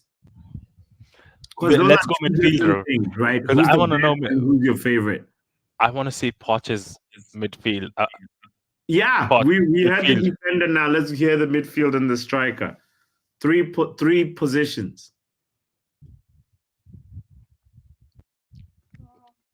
He's still thinking. Are you there? He's scratching his head. Poch, are you alive? Are you there? Buddy? Oh, he's dropped. Mark, the ball is with you now. Bro, I'm trying to think about my list. I'm thinking about my list. I go and start the opposite way. I just start from the beginning. Striker. Okay. All right. 1 second. Okay, if he's back, let's hear him. Are you there? Yeah. Something happened. I don't know what happened. So defense is Sami Kufuor. Midfield, it's either Pirlo or Zidane. No. It has to be one. What? No, it has to be one. It has to be one. No either or choices. It has to be one. It has to be one? Yeah. It has to be Zinedine Zidane, man. Okay. By the way, Vibes FC has gone with the same list as me. Maldini, Zidane, Cristiano Ronaldo. My list gonna be wild. So I know man, I'm ready for my list. So you'll go last, Mark. Yes. So striker. Poch, striker. Give me a striker. Striker. Don't say Drogba. Go on. Yeah, he was thinking Drogba. No, actually, no. There's be some Chelsea-ness in this. No. Are you gonna say Nicholas Jackson? No. So for strikers, right? I have like the very obvious one, which is Ronaldo, but I also know that a lot of people are going to choose Ronaldo. Fair enough. So you go with your heart. What your heart says. Man, don't worry about other people. I know, but like, rarely does an African win the Ballon d'Or, you know? Yeah, that is true. So, like, I'm thinking George Weah, but good guy. You have to also think of how much competition he had at that time. Yeah, bro, that we just say we're not questioning man thing too much. That AC Milan team was a you know. I hear you. I mean, I get the point. It's a different, but it's a good point. Yeah. So that's your three. Sami Kufuor, Zidane, and Giorgio Ponwea. Okay. What is it about Sami Kufuor, real quick? I gotta ask, why did he make the list for you, Poch? For me? Yeah. Mark was talking earlier on about longevity. I think he had a really, really successful career at Bayern Munich. At that time, and for country. At that time, also coming from Africa, being black and rising to the level of actually being a captain of a German team, that was not easy. And then, of course, like, his quality was just phenomenal. Like, amazing defender, could play, could defend, was quick, could play with the left, with the right. That makes sense. It was a warrior, man. It was a warrior. Okay, let me go before Mark. So, for me, my favorite defender ever, that actually, like, even if we're playing like pick up or whatever, if I were thinking, oh, somebody asked me to play defense, I try channel Roberto Carlos. Like, there was something about that free kick. This one that defies physics. This one. Yeah. Like, there's something about that for me that I'll forever try and do every time if I'm just by myself. I was just watching a video the other day, bots, of Roberto Carlos, and he was just hitting point blank shots, right? And his targets were, I'll tell you, the first one was a mirror, broke through 7 of those. The second one was a plastic sheet, broke through it. Then there was a wooden board, broke through that. And then there was a tile, like, you know, a floor tile. And even he said that I can't break that. But he actually broke that. Bro, the guy, they had to test like the balls and be like, what? Well, let's call Roberto Carlos to certify that these balls we can use in the World Cup. That's like another level for me. Like, that's. But you know, he was a beach footballer, right? And the player that inspires them and stuff. Like, Roberto Carlos was for me like another level. You know, you'll find him on the beach. Now, midfielder is tough because as much as I love Ronaldinho, because of how like dynamic, like, he doesn't have a skill move that he repeats every time. It's just like you never know what's gonna come from him. I still have to give it to Zidane, because Zidane wasn't about pace. He showed like you can play the game well, better than a prime like Brazilian team, and take them to school. Like, that was next level for me. That Zidane game versus Brazil, 98. They buy that World Cup. They bought it, bro. Facts. Brazil deserved to get 2 penalties in that game. Yeah, if it wasn't for Zidane in that France team, like, they would have never gotten it, you know. And that's why for me, like, you know, but before that, it would have been obviously Ronaldinho. So I have to say Roberto Carlos, Zidane, and striker, as much as I love CR7 so much, nobody inspired me as much as Nazario. That guy's explosiveness, when he does the step over, I started step overs because of Ronaldo in my personal game. You know, be honest, Bots. Adriano was up there with him. Adriano left. Nah, bro, he wasn't. Like, I love Adriano, but like he wasn't. He was a B-Tech Ronaldo to me, but I could be wrong. And that is why I said he was up there. I never said he was there with him. I said he was up there with him. In essence, that I think that was the only guy who could come close to Nazario. Adriano's left or right. If he just did not have those problems, those little problems, Adriano was next level. Yeah, like he could shoot at the goalkeeper, straight at the goalkeeper. Like Onana would duck if ever he had to face Adriano shot. Bro, Adriano, David De Gea would Adriano duck. had Roberto Carlos's shot, but as a striker. David De Gea would run. If you put David De Gea and Neuer in goal and prime Adriano is trying to take a shot, both of them would run. That's all. I don't remember. I'll be honest, Bots. I'll be honest. I don't remember a lot of, because I've seen a lot of videos of him, right? Because growing up, I used to watch him a lot. After Ronaldinho, the next guy that would show up would be obviously Nazario, and then this guy would show up in videos on YouTube and stuff like that. But I've never seen a goalkeeper like just save a shot easy when Adriano is shooting, when his like groove and his mood. Balotelli was better than Adriano, bro. Let's be real about life. Calm down. Who? Yeah. Balotelli was better than Adriano. Let's be real about life. My tree coming in here. I won't even. My favorite defender. I like Balotelli, but that's tough. Bro, Mario was a talent, man. Mario was a talent. Zidane didn't play in the 2006 World Cup vibes. I don't know what you're talking about there. That's mad. Zidane retired. Did he retire already? Vibes. We've heard all kinds of takes today. Vibes is handed in his lawyer badge for you. Mark, you've lost your lawyer. You're gonna need a public defender now. But it's true. The man said 2006, old man Zidane boss Brazil. 2006 was Germany World Cup, bro. Trinidad playing that World Cup. Zidane it's okay, Mark. Your logics are a bit different, but this is the thing about Zidane. He even got like better. He was like 49. The older he got, the better he got. But Mark, give us your list. I want to listen to your list. Yeah, get your list, Mark. Hold on. I had a list in my head. I lost it. Hold on. Don't say you've lost it or forgotten. All right, No. Get to it, bro. Get to it. Which one? The Brazil list? Striker. No. It's the goalkeeper. Sorry.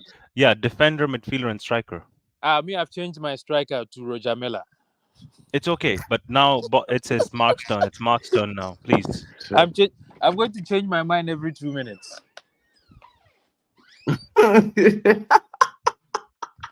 All right, so yeah, it's hard for me, I don't want to have two Italians in my team, bro. It might seem too Italianish, Hold on. All right, okay. I'm gonna start from striker. Of course, Mark, it's okay. We know your favorite defender is Lisandro Martinez. It's okay. 999, bro. I gotta pick CR7 to strike as striker. Right? I gotta pick CR7 as the striker because he's the GOAT. Most goal scorer in the world. My midfielder is Francesco Totti because I think he was better than Zidane because the Real Madrid wanted him to replace Zidane in any way. It's just they couldn't get him from Roma. He wouldn't go. I think Francesco Totti was one of the greatest midfielders I ever see play football. To be honest, and he do it without a star-studded team around him. Who did not mute? Who did not mute? What? It's probably Poch. But go ahead. Who was better than Zidane? Say that again, Mark. Francesco Totti. His striker is Ronaldo, Cristiano Ronaldo. His midfielder is Totti. And he's talking about Totti right now. Go on, Mark. Bro. And Totti was better right than now with Zidane. my defender. I torn between choice of defender right now. Right now. No, pick one. It's okay. It's a safe place. Leon Thuram. Good shout.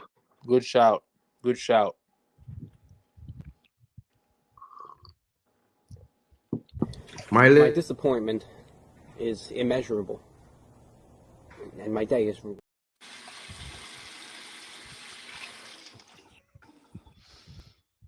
Bro, Lilian Thuram better than most of the defenders when they pull up, except Maldini.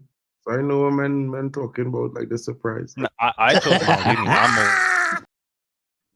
And he better than who? Who? Lilian Thuram is better than who?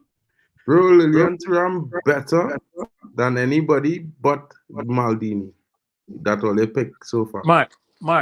See, the fact that you like some players doesn't mean they have to be better. So that's not weird. You talking about the same Lilian Thuram who win the World Cup for France. That same 98 World Cup that everybody hyping up Zidane for, because he's the man who scored most of the goals from defense. He come from Haiti in the Caribbean. Mark.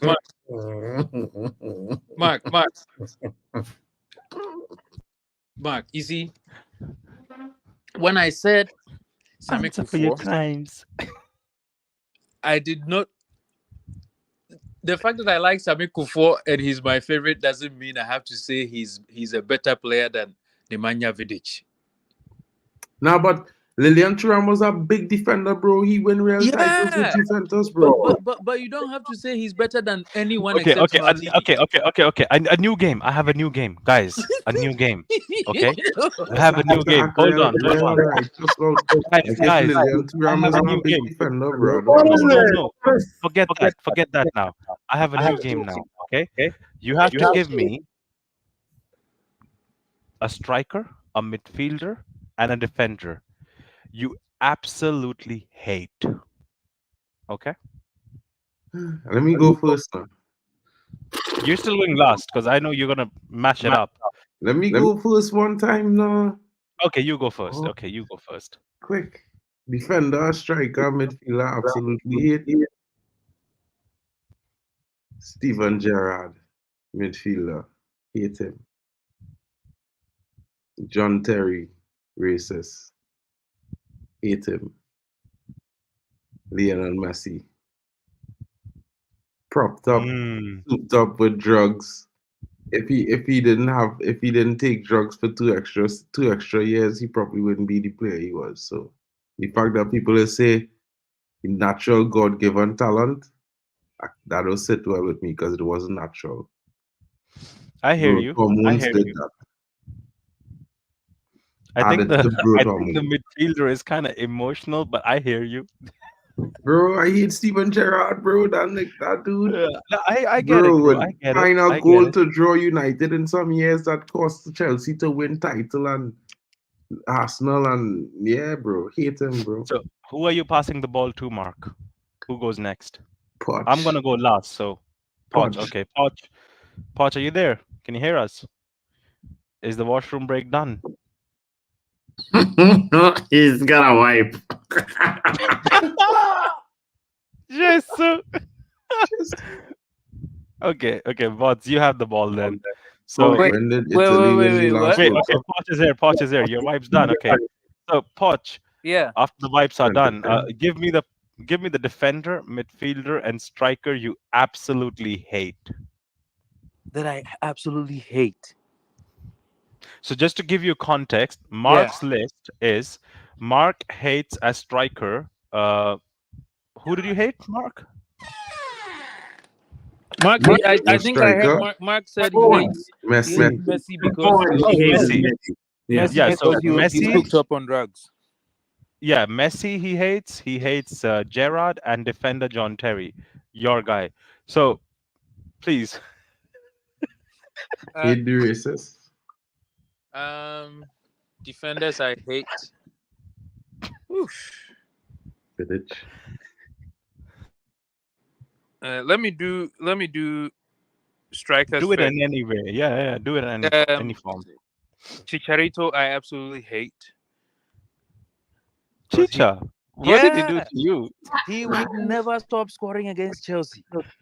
Okay, fair enough. That's a fair argument. That's a fair argument. That's a fair shout. Weird. I never thought about that actually. Bro, Chicharito, like he would be injured for I don't know how many weeks. He comes back and then he just comes and he scores again. Like it doesn't matter. He could be out of the game for 45 minutes, touch the ball once, and then he scores. Fair enough. Midfield? Um, I don't know why. I just see bare United players in there for you. No, midfield. Yeah. Is it Carragher? Jamie Carragher? No. Yeah. Midfield? Oof. Next time we have to pick a 5-a-side, bro. Because now I'm feeling terrible. I'll leave out certain man them. Go on. This is a tough one. Let me think. I was caught off guard with this one. Let me think about this for a second. Let me think about it. I'm sure about Chicha. Let me think about the midfielder and defender. Okay, take your minutes. Yeah, I'll come back. You're up. Bots, you're up. Okay, a forward that I absolutely hated because he was so good and I wanted him at Man United is Henry. For me, Henry, like I wanted him at Man United. That's why for me, like I'm like, damn it, you know. He's so good. Of course, his numbers, obviously, whatever, they didn't end up like living up to like what I thought he would get. But he never won a Prem. Yeah, he never won the Prem. Even his numbers at Barca are not that impressive. But the talent, the thing that you remember that goal that he scored versus us. No, not with the one with the hand, where he's receiving the ball with his back to us. Yeah, that's the one where he trapped the ball with his hand. I'm telling you, he did it like 3 times and got away with it, even in a World Cup qualifier. Sure. That's another reason to hate him, right? A midfielder I hated was what's his name? The Chelsea guy, Lampard. Wow, the disrespect. Man said Lampard. Yeah. Man said Lampard. Frank Lampard as a midfielder for me was just too nasty, and I just didn't like him, you know. But I obviously, you see the talent. You're like, this guy is good. Defender is a tough one. Poch, have you thought about yours while I'm thinking about my defender? Yeah. Defender for me is definitely Courtois. Goalkeepers are defenders, right? Oh, come on, dude, just choose a center back or full back, bro. No, he's a defender. Nine. Don't try that, Poch. Defender is a defender. Yeah, we try to exclude goalkeepers in this conversation, man. We go do our 7-a-side just now. After this is the 7-a-side. This the man talking about Courtois. I know, huh? I'm not Pochettino. Pick a defender now, bro. You have a long list, John. Vidal scored the most goals against Chelsea as a defender in the Premier League. I have my list ready.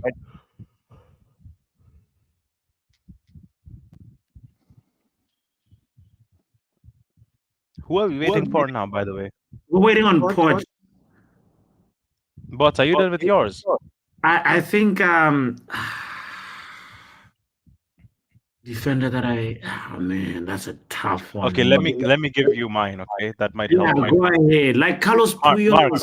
Mark, could you mute yourself because there's a little bit of echo from your side, I guess. That's from Bots.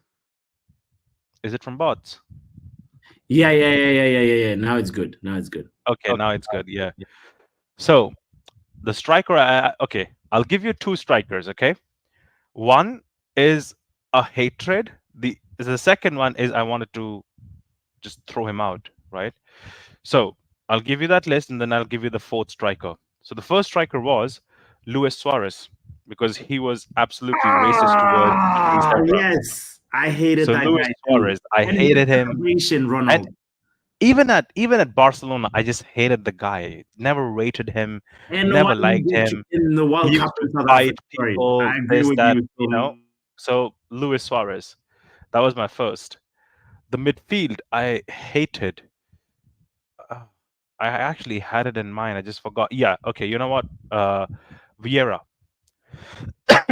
just for his, you know, the battle that he gave us, and kudos to him. Like, he was definitely talented, but obviously, just because I loved Roy Keane, I couldn't just not hate on Vieira, as ever. Loved his game, loved the guy, but hated him as well. And the final one is the guy who I absolutely wanted to hit at one point. Like, book a flight, find him, and hit the guy in his head. Ashley Cole, because this guy had the cheek to try and take out Ronaldo's knees and legs and everything, all kinds of tackles. This man never used to go near Ronaldo just trying to get the ball in a clear way. He always used to go for his legs, hit him, punch him, or do something stupid. So absolutely hated the guy. So those were my three. But there's one personal hatred that I had. Like, I wanted to shoot this guy, Wout Weghorst. The moment he put on a United shirt, I absolutely was emotional one. Bots, he was the guy who was brought in to replace the big Cristiano Ronaldo. You see, like, man had a 14 size boot to fill in, and he was kids too. He couldn't even fit those shoes. So Wout Weghorst, I absolutely hated the guy. Like, I don't know, maybe it was just my love for Ronaldo. Like, I had that emotion. I even went up against Eriktenhag at that point, but it was like I just couldn't. So those were my four. Bots, did it inspire your defender, or Poch, your defender pick? Yeah, Materazzi is the one that I just remembered that I didn't like him. I guess probably it's because I had so much love for Zidane, and like the way Zidane's career ended, that was not like what I wanted for Zidane. You know what I mean? It's a little bit of like, he said some stuff about his mom, and then like whatever, So that's precisely why for me I'm gonna go. He never said that. Nothing about The Zidane, lawyer mother, is back in town. Don't The make lawyer up is things back. up. Don't Shame make is up I've stuff. retired. I've retired. Don't make up stuff I about just the joined man, to ask He Mark a never say question nothing quickly. about Zidane, moms. He tells Vibes, Zidane, Vibes is a go question do for the you, Mark. French, go do the One French second, one little second. sister. Before we go to the question, Poch, if you're done wiping, do you have an answer for a defender?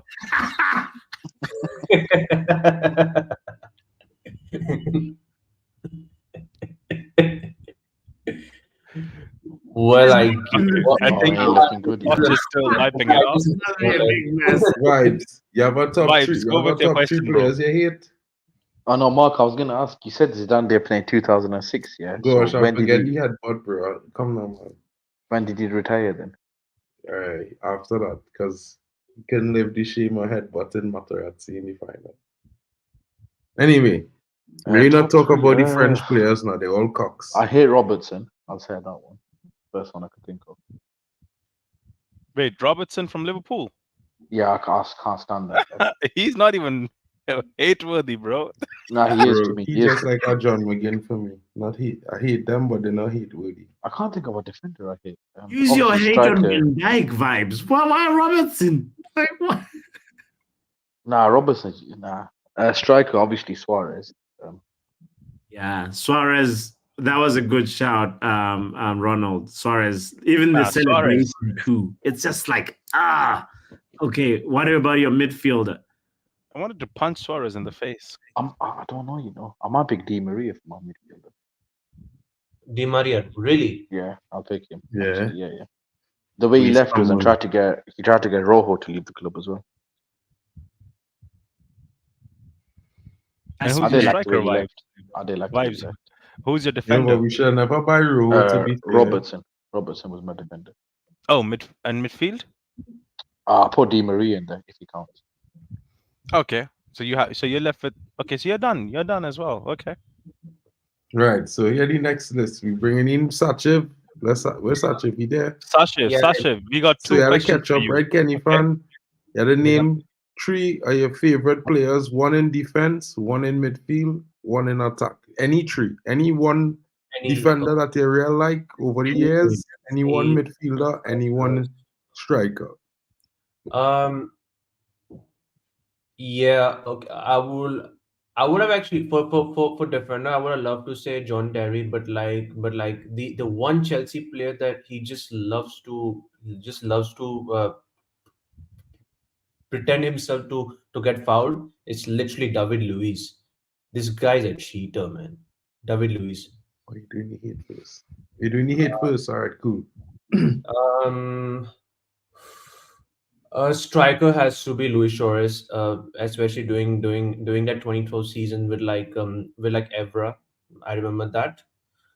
The midfielder, I have to go. I'm gonna go with the very special, unique midfielder, John McGinn. Oh no, John McGinn. I can't stand him, bro. I would have respected you more if you would have said Jamie Vardy. Like, I hate Jamie Vardy, bro. Why you go hate the best English striker in the last decade? Mark, bro. At some point, all of the guys that I named and I hated on won something, bro.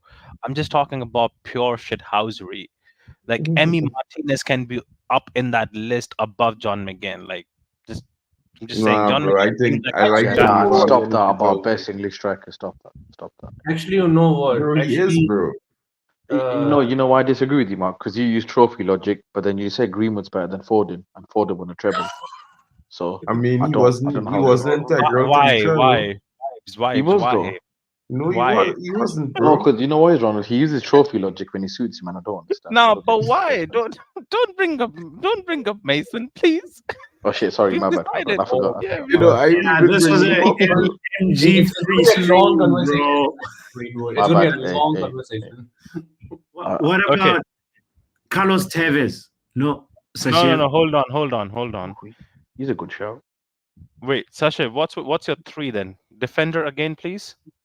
David Luiz. David Luiz, Field? striker. Striker Suarez. Suarez. And midfield is John McGinn. Shameless, but okay. I can't like John McGinn's funny, you know. Okay, now you have to give me. Now you have to give me the same positions: defender, midfield, and striker. 3 players you absolutely loved.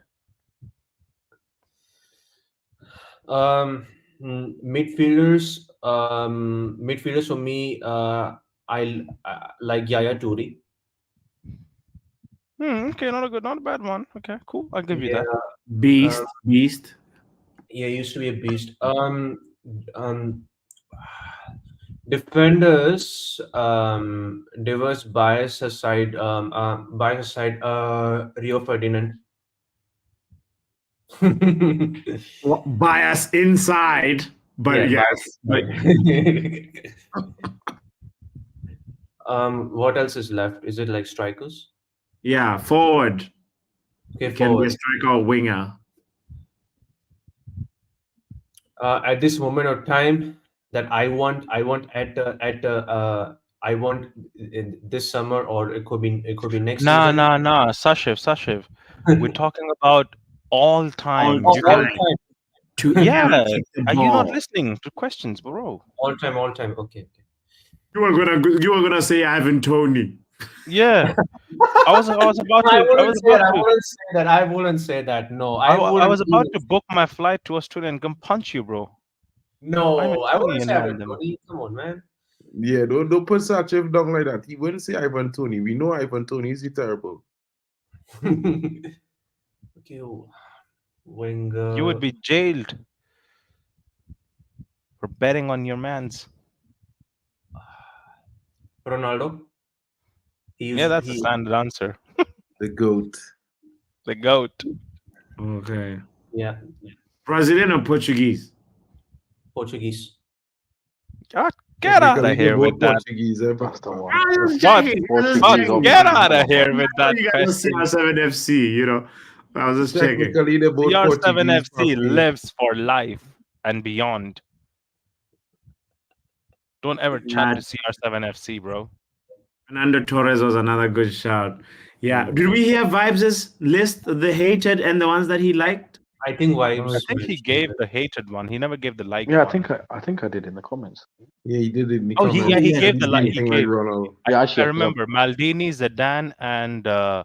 CR7. But he also said his favorites Scholes. were Scholes was there, and I think Ronaldo was still there. I'm not too sure about the defender. yeah, Ramos was there. Ramos. It was Sergio Then I said Ramos. it's 50-50 between Cruz and Scholes, 50 between them two. I think No bad, no mine bad. and me and Vibes have kind of the same players in there. Yeah, for favorites. So For guys, best we do, yeah. last but not least, right? Because it's about that time. Yeah, it's So- about time to close up the stream, but yes. Seven aside. If you're going to a tournament, you could select 7 players. Pick your 7. Okay, you know what? Let me put a twist on this. Okay. In the 7, Mark, you tell me what positions we are having. Okay, quickly.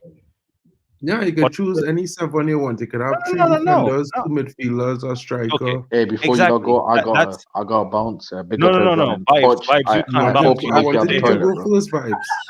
No, I no, hope you no. make it out the toilet, bro. Vibes, you have to stay here. Vibes, you can't go. Hold on. So 3 defenders, Go right? first, Vibes. Wait. 3 defenders, right, Mark? And You can 2 have any defenders you want. Once it's 7 players, you just pick 7. 3. Okay, so 3 defenders, 2 midfield, 2 strikers, right? And 1 goalkeeper. That's that'll up be to it. you, bro. You choose your 7 No. aside. No, it's I says no, really, Again, they really have no it goalkeeper, but if you want, It is. yeah. Hold First on. of all, Okay. why is it a 7 aside? It's gotta be 5 aside, bro. Nah, Okay, 7 it's aside, okay. bro. What I'm trying to do is you can't choose the 7. You have to choose individual positions. We are doing a combined, okay? A combined Nine. 7-side team. Everybody was Where picking the Mark 7 players. where Mark will get 2 positions. However, everyone else get 1. Well, Okay. we could do that. We could Okay? do that. Wives, give me a goalkeeper. Oh, I'm stuck with a keeper, yeah. Right. Because it's 7 aside, I'll pick Neuer. Neuer. Okay, that's a good shot. Listen, he's a no, cracker. He could play who out. gave he Jose play Luis out a goal? yeah, forget about that one still. I'm just thinking 7 aside tax, and he can play off on the back, all that stuff. Listen, I got stuck with the worst position in it. What can I do? I wanted to pick. I wanted to pick Neymar. I know why but, was just about to answer Onana. See, the Yeah. only reason I asked you because you were going to go. So I was like, let me not give him a tough choice. Let me give him an easy one of a goalkeeper. And I picked Neuer And he anyway. chose the one who gave Jose Luis a goal.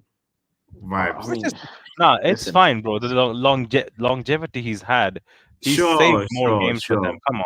But anyway, big up you, man. And again, I hope Poch Big does up, make it out Vibes. the toilet. We're hoping that too. He has to pick 2 defenders. Poch FC, are you done with your bathroom? I think he's still there. Never mind. Moving on. He might be using the plunger. Okay, That's him. so Defender. how we gonna do this is no. I'm gonna dictate this because Mark, you're going to get 1 striker and 1 midfielder. Okay. Yeah, I don't have my players in mind already. Cool. Me and Bots are going to do 1 defender each. Okay, because I'm not considering Poch's here anymore. So I'm gonna write this down. Bots, I don't think you can write this down. You're too drunk for it. Brother, I've had so many beers now. This is really the happy hour now. Go Yeah, ahead. I know. That's why you're not even stopping us. Defender, Bots, defender. So wait, hold on. I'm just trying to divide the positions right now. So Mark has one striker, and this Sashev, you get one. Okay, you get one midfielder. Right. Okay. Along with Mark, Sure. and I'll pick another striker. No, what about Poch? Poch's supposed to pick the striker. Poch is in the washroom. He's gonna do bench, but and Sashev, you wait, Bots, you're going to do 2. Now you're going over the numbers now, bro. No, I'm not. We have 3 defenders. Me and Bots are doing 1 each. You and Sashev are doing the midfield of 2. You and me are doing 1 striker, 1 one striker. Poch is not there. He's not there in the stream. Poch, you there? Let's see. See, he's on mute. Unless you want to hear the washroom. All right, well, let me go now. You all pick the players now. There we go. Defense.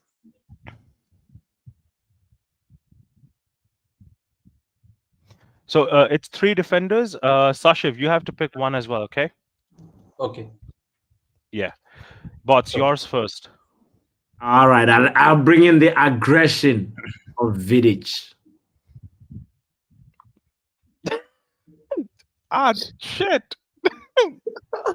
No, you have to get one that compliments me. I know, and that's the frustrating part because I was going to pick easy, Pepe, bro. but I can't pick Pepe now because you already brought in a monster. There's too much aggression. But also, I was thinking that Sergio Ramos. But you said Vidic, right? Yeah. Okay, you're going with Vidic. Sasha, what's yours? I will balance it out. Who was that all-time center back for Barcelona? Carlos Puyol. Carlos Puyol. Carlos Puyol. Okay. Yeah, Carlos Puyol. So Vidic, Puyol, there's enough space in there for a little madness. Pepe. Ooh. Stability. This will cook. With aggression and red cards. That's why I have Puyol in there. Need to have a level-headed defense, you know. That's why Puyol is there. Cannons, bro. I said I loose cannons, man. Pick then. The whole team will be a 3-a-side before halftime. Wait. Let me write this down. Pepe, Puyol, and what was yours? Vidic. No. Okay, right, now so... hold on. The disrespect. Hold on. Now, Pepe can be red cards, but Puyol and Vidic, no red cards. Yellow at a max. Yeah. Hold that. All right. Okay. So in midfield, Mark, yes, yours. You already know Francesco Totti stopping in that midfield, bro. Yeah, I knew that. Yeah. Should I play Rooney, you know? Anyway. Sashev, you go up now. Sashev, don't put Rodri. No, I won't. Rooney, bro. Scholes. Scholes, a big shout. Scholes and Totti. Okay. We're cooking something. Dread midfield, dog. That midfield mashing up the world. Nah, we're cooking with that one. Can't lie. Nice striker. This time I can see what they're doing, what he's doing. I can see it, I feel it. I can he's cooking. Ronaldo, depending on your hair, I put in Rooney in striker as my striker choice. Do the Lord's work, Ronaldo. Nah, Lord's work. This is a 3-2-2, right? Huh? Yeah, 3-2-2-1. 3-2-2. Okay. So the base of it is 3, and then we have Totti and Scholes sitting in the back. We're gonna have center forward or a second striker in Rooney, and then the striker. We don't know what the Lord's work dictate, bro. But I know that I know the Lord's work you would want me to do, and I would want me to do as well. You have to do it, bro. There was already team. There was already MG brand. I want to raise the MG brand, but I can't. That's not what I was saying, bro. That's not what I wanted to do, bro. That's not the Lord's work. Ibrahimovic before Mason Greenwood. Come Bro, on. it had to be one man. It only could be one man. Our next It's going to be acronym, Ronaldo. let's start It's in going to be different. Ronaldo. Sorry, Obviously. Ronaldo. CR7. Have to be. That team. Just for the bands, I was gonna say Mason Greenwood, but nah, Ronaldo. You see, Papi, I man in mention it there. Rooney. Everybody else taking liberties. No, watch Rooney him come back before to the Mason club next Greenwood season. can step on that field. Mason Greenwood can hold bench. Who? Rooney. Yeah, he could be first starter of the bench. Nah. Rooney is second striker. Rooney? Sorry. Yeah, he's second striker.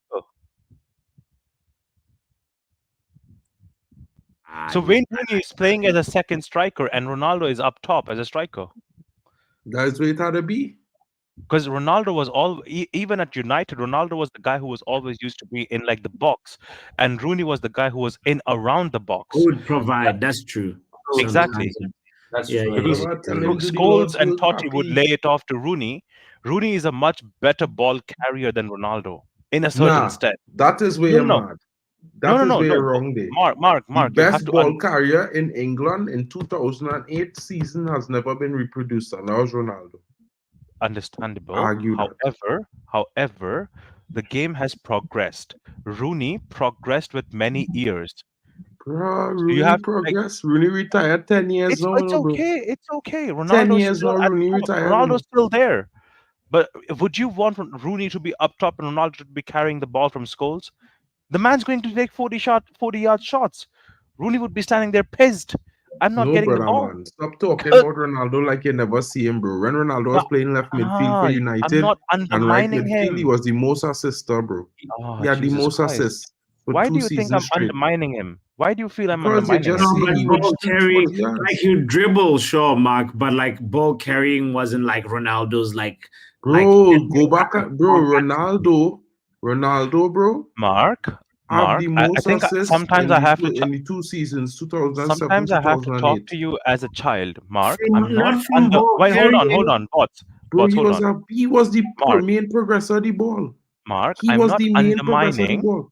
Mark, we are not undermining Ronaldo's ball carrying ability with dribbles on the left wing, but as a center attacking mid or as a second striker, we haven't seen enough of Ronaldo. He was always on the left or on the right. He was never in the middle in United. And that is why I am not. Are you fucking? That is why I am not putting him in a center attacking role, because I've seen Rooney in a center attacking or a second striker role. That's what I'm saying to telling you. Yeah, but that's what we buy Rooney for a center forward role. And that's what I'm saying. Okay, but all I'm saying to you is that did I not say that? Like Rooney is a better progressor of the ball, bro. That's what you said. I said no. Mark is not listening. As a center I am listening. mid. Both of you all was saying Rooney's a better progressor of the ball. That's not true. As a center attacking mid, he has. Bro, because you haven't seen Ronaldo as a center attacking mid. Bro, let me move on. Anyway. No, wait, hold on. No, we're not moving on. No, wait, bots. Yeah, if I would have said, Mark, if I would have said as a left wing or right wing, Rooney is a better ball carrier, I am stupid. But I never said that. I said as a center attacking mid or a center forward player that is in our team right now. Are you talking about after Ronaldo left or before Ronaldo, when Ronaldo was here? In what team have you seen Ronaldo as a second striker? Name one. Let me explain you this, right? No explanation. Give me a name. Sometimes you do piss me off. Oh God, you ask me to talk and then you're talking over me, bro. A normal question. Give me a name of a team.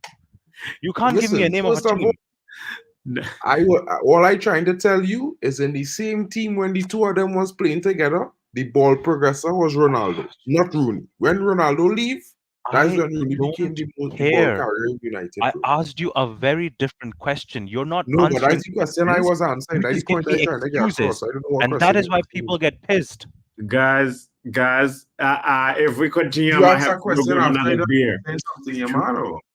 So So Never mind. we have to end it here. Kenny Fan TV, bro. If you can either go to the community post and comment there with your power predictions, that would be no great. problem, man. No Or problem, just comment on a video like this video. That would be great. Mitch has been in the background the whole time. Oh my goodness, Mitch. Big up to you, fam. Hope that you're good. Hope you've hit the like button. We've had a very great discussion that I wish you were part of, especially about the top 3 players. Before we got to the 7-a-side madness. That comment is a sin-binnable comment there.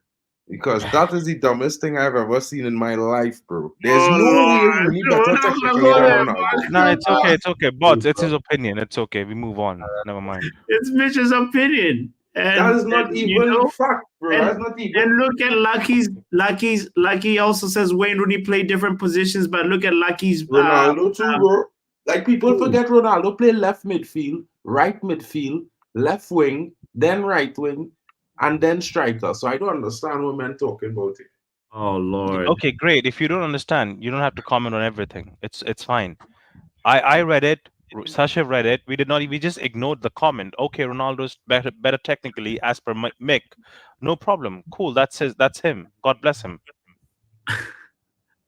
Mitch, if you didn't know, you can tell you are talking to these guys are CR7 FC to the core. You know, I love Ronaldo. He's a legend. I turned on my damn manager for Ronaldo. Yeah. But the whole chat and the entire world told me back the manager. And now when I do it, I was on that screen with you, Ronaldo, because now when they tell me that eriktenhag is not the guy, I'm like pointing fingers at them 10 times with my toes. I'm like, you told me to back the manager when I told you that eriktenhag is a one-dimensional manager. So don't go anywhere, because now you hold one-dimensional though, but no, I said it for the Ronaldo situation. All kinds of things. I said eriktenhag cannot see any other league to buy a player from. He only sees Eredivisie, one-dimensional, bare one-dimensional. Even I got a laugh out of Kate. Let's hear Erik ten Hag's embargoed press conference real quick. Let's hear it. How do you explain so many opportunities and no goals today?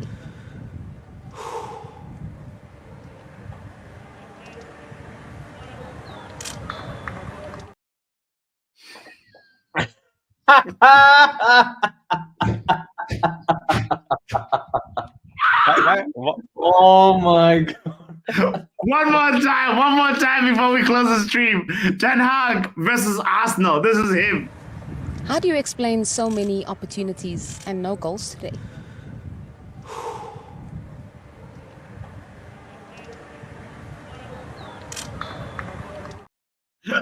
Don't disrespect my manager like that, brother.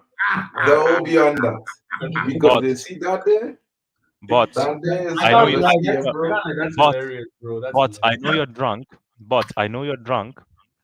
But let me tell you one thing. I'll come back to this. This is totally crap. Listen.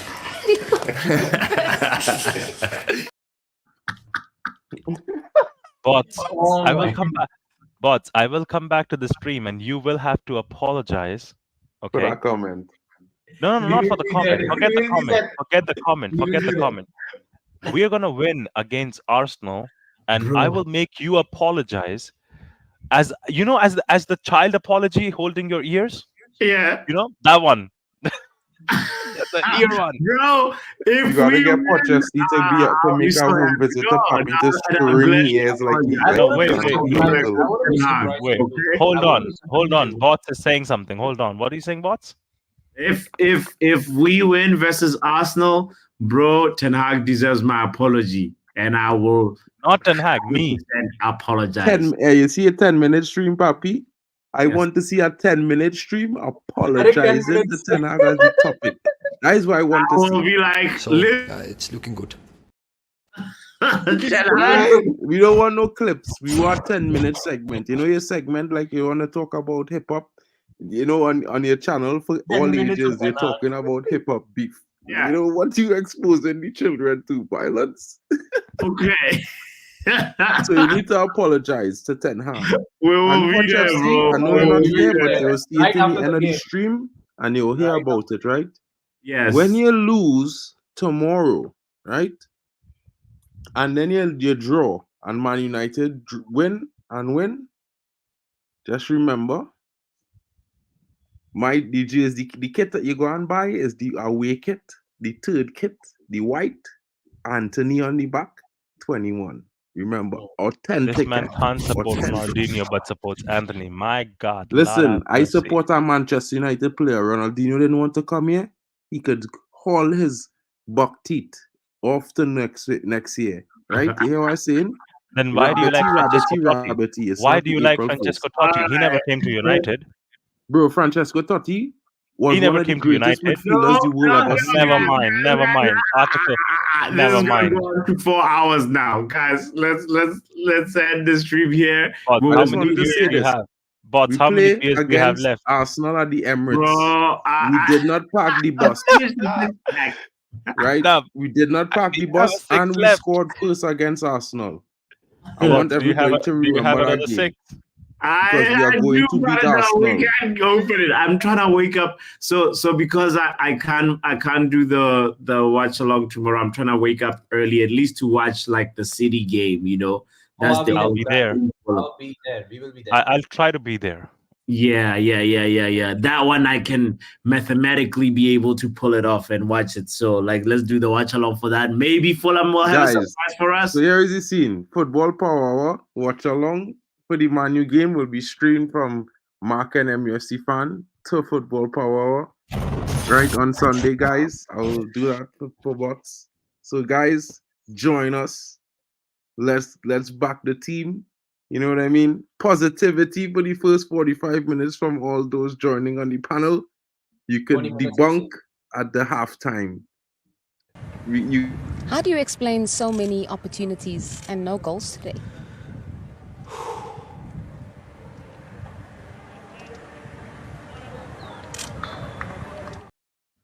This man only violating 10. Listen. 20 minutes Papi, let me show you something. Watch.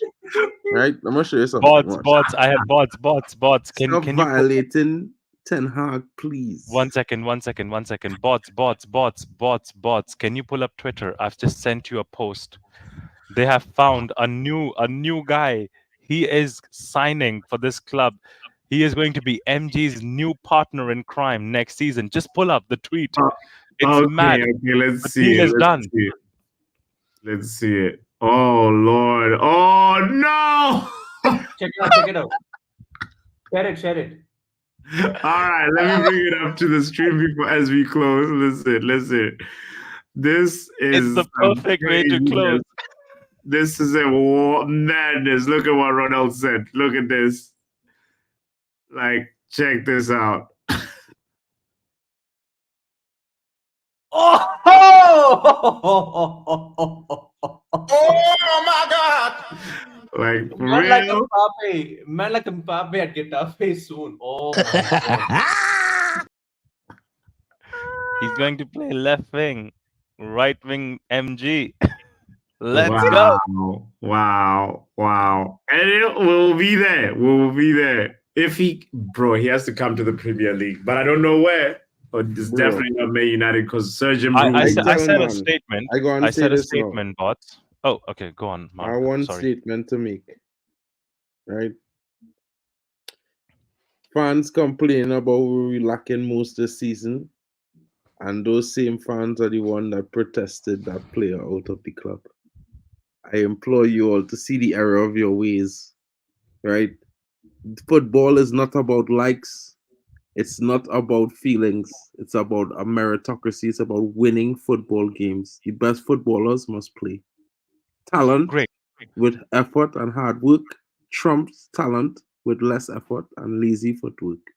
Okay. So let's get the young generational talent back. Don't let another Premier League club in the top Mark, 5 we'll do the campaign purchasing. in summers. Please, Hold on. guys. We'll do the campaign in summers. Hold on. We have funds for it. Bro, we had a campaign ahead of the transfer window, bro. But what I said for Mbappe, I said if Mbappe wants to be a part of a story of heritage, he will go to Real Madrid. If he wants to have a legacy, he comes to Manchester United. Because if he wins us the Champions League and the Premier League, he's getting a statue. Him out though, Ronald. Huh? Sir Jim said we don't want Mbappe, we want the next. No, I know. That's what I'm saying. And If he wants to come for legacy, he would come to us. If he wants to be a part of the story of heritage, he goes to Real Madrid, because for Real Madrid, this is not a new thing. This is very common for the best player in the world to end up in their club. It's very common. It's not happening for the first time. He's not going to be a bigger talent than Ronaldo. I would be baffled if he even touches the feet of Nazario or people like Figo and all of those them. I think those guys were will be different. a bigger player after the Ethan Mbappe. We have more chances of getting Ethan Mbappe than killing. Kenny fan team with the car. I think your guys thinking clearly, you can't factor in. I feel a lot of people factor in the former United right now when they think about players coming to United. And I need a break now, so bots, I am out of here. Big up, love for the love. Big up, Sashev. Big up, Mark. Big up, man. Yeah. Big up, bots. Mark, I'll see you tomorrow in the chat. Guys, shout out to you guys. Let's end the stream right here. Sashiv, I'll see you soon, my friend. Big up, bro. Big up, Kenny. All right. Bed like Mark. Shout out to you guys. Oh! Now let's check in with Joe for all of today's sports news. Manchester United.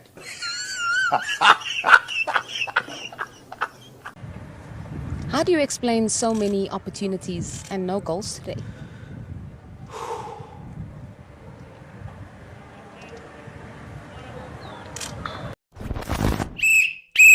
Football Power Hour. Big up to you, by the way. If you're still tuned in, I see you guys. Legends that I have to shout out: Mitch, Kenny, Fed TV, obviously, Lucky, Yale, and everybody. Vibes, of course. Oh my goodness. Obo. And man, thank you guys. Thank you guys for making today special.